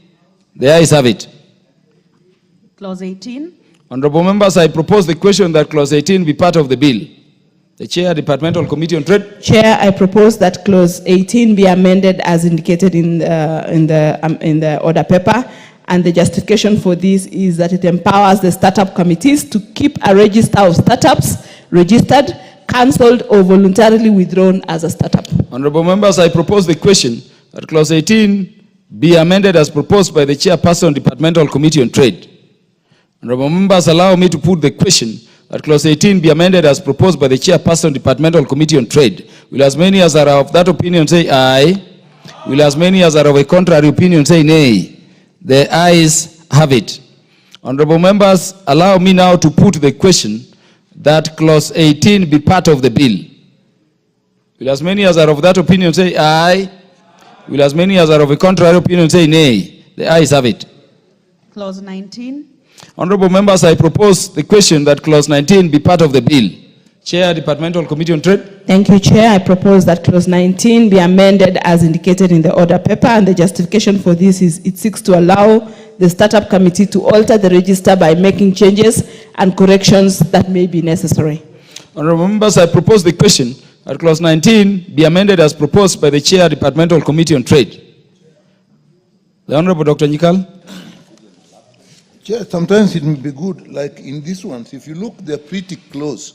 It may be good to point out for us just the difference. Because if you look at what is in the bill and the amendments, you can't quickly see what the difference is. And in that situations, it may be just point out that difference only. The Honorable Undo. Thank you, Chair. First, two things. We no longer talk about registrar, we are talking about the committee. That's number one. Number two, we have elaborated, it's a little more elaborate and concise compared to what we have in the bill here. That's the difference. Honorable Nyikal is satisfied. Honorable members, I now put the question that clause 19 be amended as proposed by the Chairperson, Departmental Committee on Trade. Will as many as are of that opinion say aye? Will as many as are of a contrary opinion say nay? The ayes have it. Honorable members, I now put the question that clause 19 as amended be part of the bill. Will as many as are of that opinion say aye? Will as many as are of a contrary opinion say nay? The ayes have it. Clause 20. Honorable members, I propose the question that clause 20 be part of the bill. Honorable members, I put the question that clause 20 be part of the bill. Will as many as are of that opinion say aye? Will as many as are of a contrary opinion say nay? The ayes have it. Clause 21. Honorable members, I propose the question that clause 21 be part of the bill. Chairperson, Departmental Committee on Trade. Thank you, Chair. I wish to move that clause 21 be amended as it appears in the order paper, as it is indicated on the order paper, and this is to allow the requirement of startups to provide the startup committee with information concerning changes in particulars of their institutions, change in directorships, or any changes like the changes in where their registered office is. Honorable members, I propose the question that clause 21 be amended as proposed by the Chair Departmental Committee on Trade. Honorable members, I put the question that clause 21 be amended as proposed by the Chairperson Departmental Committee on Trade. Will as many as are of that opinion say aye? Will as many as are of a contrary opinion say nay? The ayes have it. Honorable members, I now put the question that clause 21 as amended be part of the bill. Will as many as are of that opinion say aye? Will as many as are of a contrary opinion say nay? The ayes have it. Clause 22. Honorable members, I propose the question that clause 22 be part of the bill. Honorable members, I put the question that clause 22 be part of the bill. Will as many as are of that opinion say aye? Will as many as are of a contrary opinion say nay? The ayes have it. Part 4. What is out of order? The Honorable Irene Mayak. Chair, I think you had guided that if anyone has interventions, they press the intervention button. Yes. I did that on Order 21, though it has passed. Yes. But please take note of that. No duly taken. In future, yes. And I don't want to be a mover of the motion that does not get an opportunity to also yes, speak to the press motion. interventions in good time also so that we don't bypass you. I am very alert. You are critical Yes, I'm to very this alert. parliamentary process as the mover. Call it again. Part 4. Honorable members, I propose the question that part 4 of the bill be part of the bill. Chairperson, Departmental Committee on Trade. Chair, I wish to move that part 4 of the bill be amended by inserting the words "and accelerators" immediately after the word "incubators." And this is basically to ensure that part 4 includes provision for incubators. Honorable members, I propose the question that part 4 of the bill be amended as proposed. Honorable members, I put the question that part 4 be amended as proposed. Will as many as are of that opinion say aye? Will as many as are of a contrary opinion say nay? Honorable member, the ayes have it. Honorable members, I now put the question that part 4 be amended, as amended, be part of the bill. Honorable members, I now put the question that part 4 as amended be part of the bill. Will as many as are of that opinion say aye? Will as many as are of a contrary opinion say nay? The ayes have it. Clause 23. The Honorable Basil, you cannot intervene once the horse has bolted. Once a question is put, the time to contribute is up.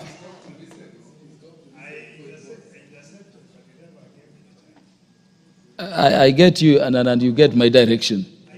Yes, because after proposing the question, I wait for interventions. And by the way, if possible, ask from this. You came after I had put the question. I'm sorry for that, but the new clauses, please let us be in tandem. Clause 23. Honorable members, I propose the question that clause 23 be part of the bill. Honorable members, I put the question that clause 23 be part of the bill. Will as many as are of that opinion say aye? Will as many as are of a contrary opinion say nay? The ayes have it. Clause 24. Honorable members, I propose the question that clause 24 be part of the bill. Chair, Departmental Committee on Trade. Thanks, Chair. I move to request that the clause 24 be amended as indicated in the order paper, and this is to recognize the various startup ecosystem players. Honorable members, I propose the question that clause 24 be amended as proposed by the Chairperson, Departmental Committee on Trade. The Honorable Nyikal, you want to contribute to this? I just want to get an explanation. The first A I can follow because they're just changing the wording. B, we are now excluding the County Executive Committee. Would I know what is the explanation for that? The Honorable Chairperson, could you justify the amendment Very briefly. Thank you. The startup bills is a national government function which sits at the presidency, and the reason why we are removing the county executive committee member is because this is a function that will be at the national level. The only time the county executives will be able to participate is when the startups are now being incubated in their various counties, and I think we will cover it much later in clause 30-31. Honorable members, I now put the question that clause 24 be amended as proposed. Will as many as are of that opinion say aye? Will as many as are of a contrary opinion say nay? The ayes have it. Honorable members, I now put the question that clause 24 as amended be part of the bill. Will as many as are of that opinion say aye? Will as many as are of a contrary opinion say nay? The ayes have it. Clause 25. Honorable members, I propose the question that clause 25 be part of the bill. Chairperson, Departmental Committee on Trade. Chair, I wish to move that clause 25 be amended as indicated in the order paper, and the justification for this that this amendment is in line with the previous amendments, in cognizant to the fact that the law will be implemented by the national government in collaboration with other startup ecosystems, including the county governments. Honorable members, I propose the question that clause 25 be amended as proposed. Honorable members, I put the question that clause 25 be amended as proposed. Will as many as are of that opinion say aye? Will as many as are of a contrary opinion say nay? The ayes have it. Honorable members, I now put the question that clause 25 as amended be part of the bill. Will as many as are of that opinion say aye? Will as many as are of a contrary opinion say nay? The ayes have it. Clause 26. Honorable members, I propose the question that clause 26 be part of the bill. Honorable members, I now put the question that clause 26 be part of the bill. Will as many as are of that opinion say aye? Will as many as are of a contrary opinion say nay? The ayes have it. Part 5. Honorable members, I propose the question that part 5 be part of the bill. Chairperson, Departmental Committee on Trade. Thank you, Chair. I wish to move that part 5 of the bill be amended by inserting the words incubators and accelerators immediately after the word startups. And the justification for this is to accommodate accelerators as they play a critical role in the scaling up of startups. Honorable members, I propose the question that part 5 be amended as proposed by the Chairperson, Departmental Committee on Trade. The Honorable Basil. Thank you, Chair. I want to request the mover to explain to us what she means by the word accelerator. Do you mean that this is equivalent to stimulus? Thank you, Chair. The Honorable Undo.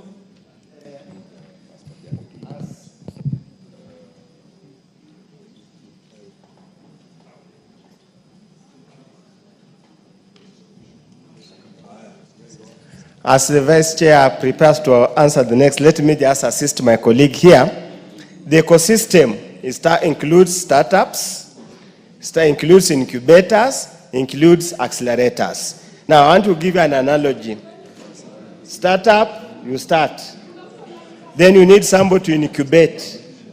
And then you need an accelerator. I would have given another analogy, but I can see there are very many young people here which might not really, which might look out of place for my age, but you have understood.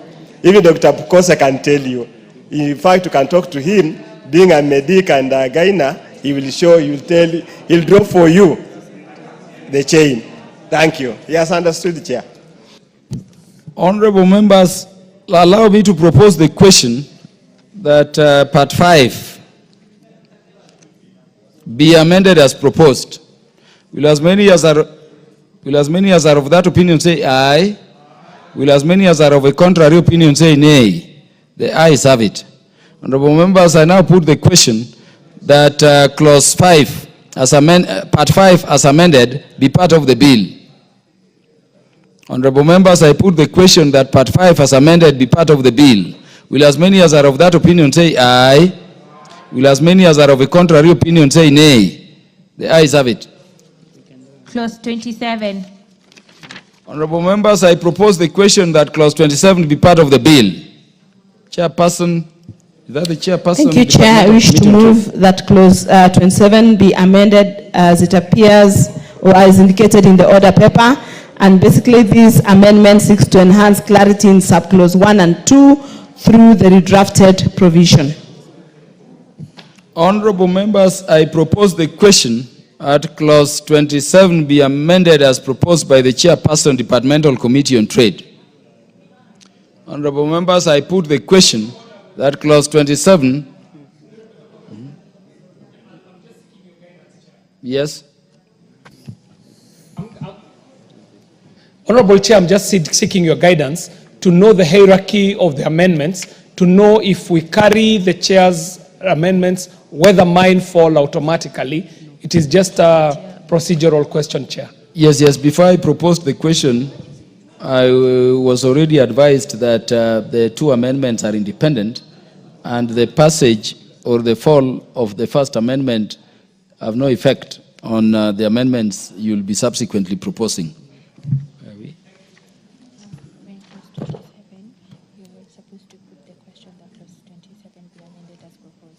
Yeah, honorable members, allow me to now put the question that clause 27 be amended as proposed by the Chairperson, Departmental Committee on Trade. Will as many as are of that opinion say aye?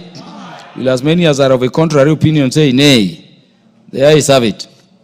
The Honorable John Kiari can move your amendment.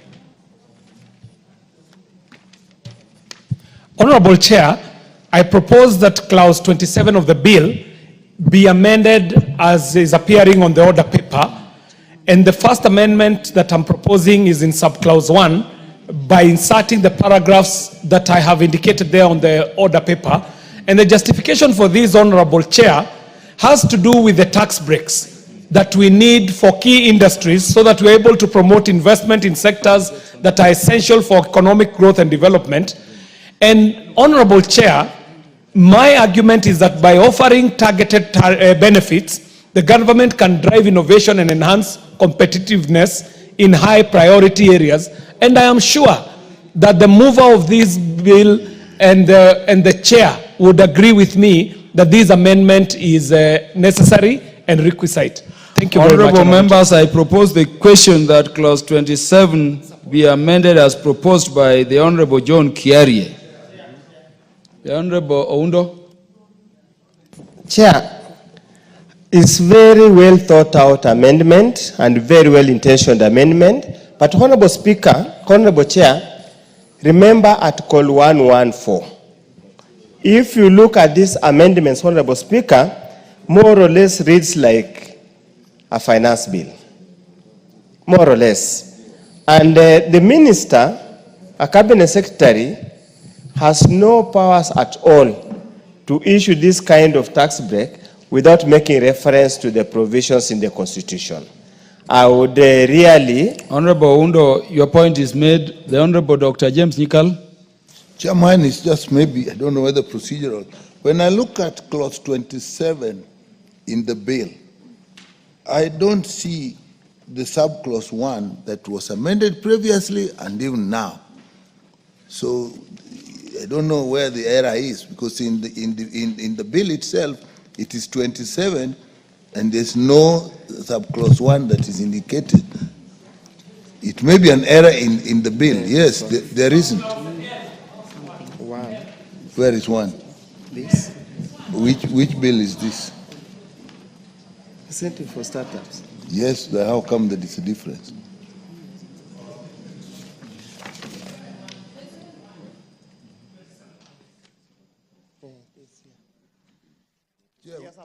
Whatever document he has is wrong. Yeah, there must be some wrong document going around. This is the correct one. Okay, if it's according to the correct one, then I'm satisfied. Thank you very much, the Honorable James Nikal, for being very studious. The Honorable John Kiarie, your amendments are proposed under clause 27, subclause 1. And the amendment proposed by the departmental committee was to delete the entire subclause 1. The consequence is that your amendment has nothing to stand on, and therefore it stands dropped. Honorable members, allow me therefore to now put the question that clause 27 as amended be part of the bill. Will as many as are of that opinion say aye? Will as many as are of a contrary opinion say nay? The ayes have it. We stop there. Yeah, honorable members, there was a previous communication by the Speaker that we will adjourn or stop proceedings at 5 to allow the matter concerning the proposed amendments to the constitutions to be moved and deliberated upon by the House. That being a communication, you know, I don't have powers to review it. So let us be upstanding. You will move reporting. You will move for them to So that we move reporting. No, we will report progress. They don't need to stand. Yes. No, in fact, sit down, we just stop. You will call them mover. This is a house of procedure and rules. Once communication is made, even if it is an adjournment house, you know my hands get tied. Yes, so may you sit down so that we move reporting. I'm very sorry. Take your seats, members. Move reporting. Honorable Irene Mayaka.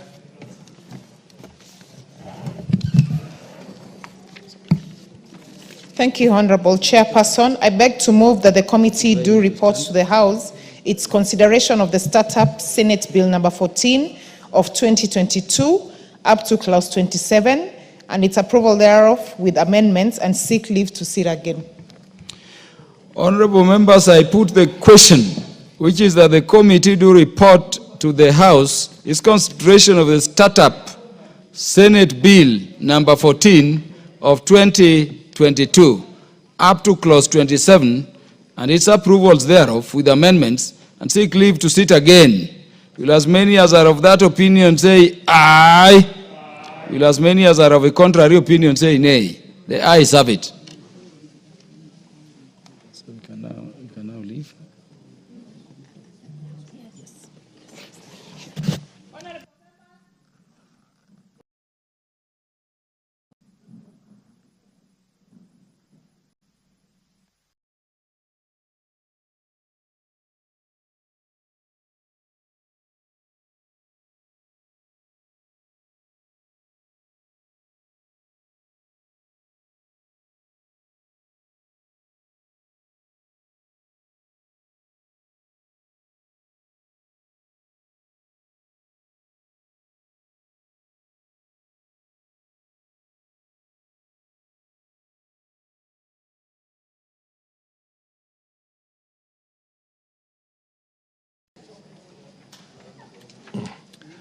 Honorable members, I now call upon the chairperson to report to the House.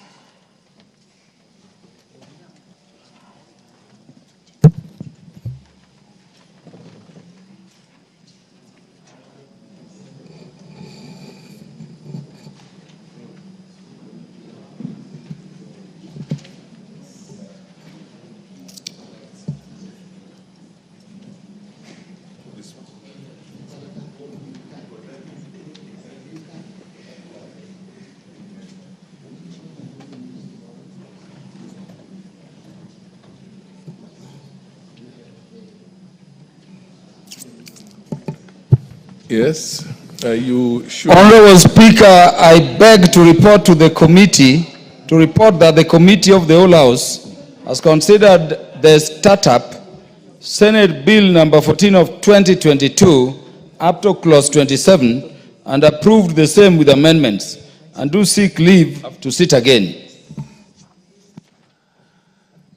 Move of the bill to move agreement with the report. Honorable Speaker, I beg to move that the House do agree with the committee in the said report. I also request the Honorable Marianne Kaitani to second the motion for agreement with the report of the Committee of the Whole House. Honorable Marianne. Honorable Speaker, I second. Honorable Speaker, I beg to move that the motion for the agreement with the report of the Committee of the Whole House be amended by inserting the words subject to recommittal of clause 9. I also request that Honorable Oundo to second the motion. I second.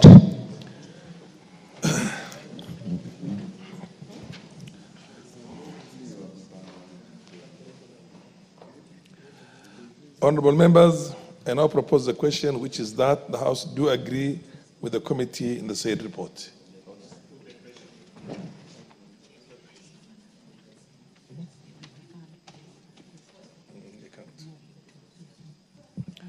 Honorable members, I can't put the question because there's a recommittal.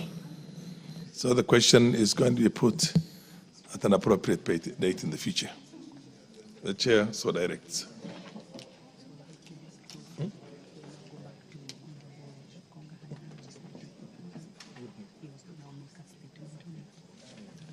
Honorable Chepkonga, you had a legislative proposal? Yes.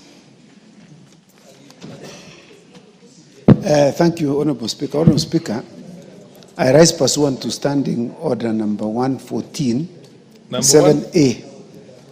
7A. It is in the order paper, Mr. Speaker. Mr. Speaker, I rise to make comments with respect to a legislative proposal that is contained in the order paper or the supplementary paper of today afternoon. Mr. Speaker, the import of this, we are seeking to entrench a number of funds in the Constitution. Number one is the entrenchment of the National Government Constituency Decentralized Fund. Mr. Speaker, we're proposing that the NGCDF, because we have had a lot of problems with the issue of development with the courts. So we have renamed it the National Government Constituency Development Fund. Mr. Speaker, I stand here to make these comments arising from the proposal which we forwarded to the Speaker, which emanated from the legislative caucus of the Speaker. We are co-sponsoring this motion or this legislative proposal together with the Honorable Atiende Amolo, who unfortunately is not in the House this afternoon because he's involved in the East African Games and is in Mombasa as we speak. And so as I make these comments, I'm making these comments also on his behalf also. Mr. Speaker, when we met as the caucus, we reviewed these three funds, Mr. Speaker, and we felt that it is necessary to entrench certain funds in the Constitution. The membership of this particular caucus involves, among others, the Honorable Atiende Amolo, Wakili Muriu, Makali. We have a number of them, Mr. Speaker. The Honorable Kaluma, the Honorable Milia Thiambo. All lawyers are ex-official members of this caucus, Mr. Speaker. So as we sit there, we sit on behalf of all members. So, Mr. Speaker, this legislative proposal was prepared by this caucus as a consequence of a number of challenges that we have faced as lawyers when representing the NGCDF board in defending these funds as against those members of the public who think or who consider the National Government Constituency Development Funds, the National Government Affirmative Action Funds, and the Senate Oversight Funds as funds that must not be dispersed to members of Parliament. And Mr. Speaker, let me just give an overview in terms of what are we seeking to do.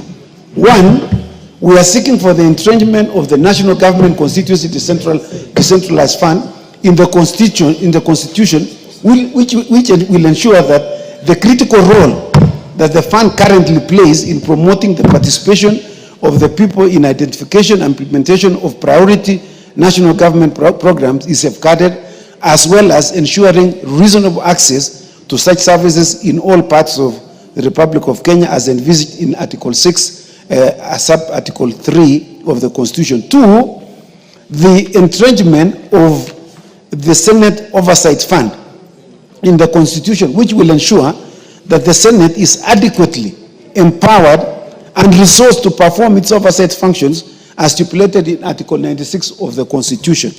The third fund that we are seeking for its entrenchment in the Constitution is the National Government Affirmative Action Fund that seeks to ensure that the affirmative action groups, including women, youth, persons with disabilities, vulnerable children, and elderly persons, have access to minimum financial facilities required for the promotion of enterprise development and provision of social development services at the constituency and county levels, Mr. Speaker. Mr. Speaker, it is important for me to set out the general history of this fund. The Constituency Development Fund, Mr. Speaker, was first established under the Constituency Development Fund of 2003, and later was replaced by the Constituency Development Fund Act of 2013. Over the years, the CDF has evolved into a critical mechanism for addressing development needs of the constituencies. The legal challenges that this fund has faced over time, Mr. Speaker. Mr. Speaker, the framework has faced a number of constitutional challenges in our courts. In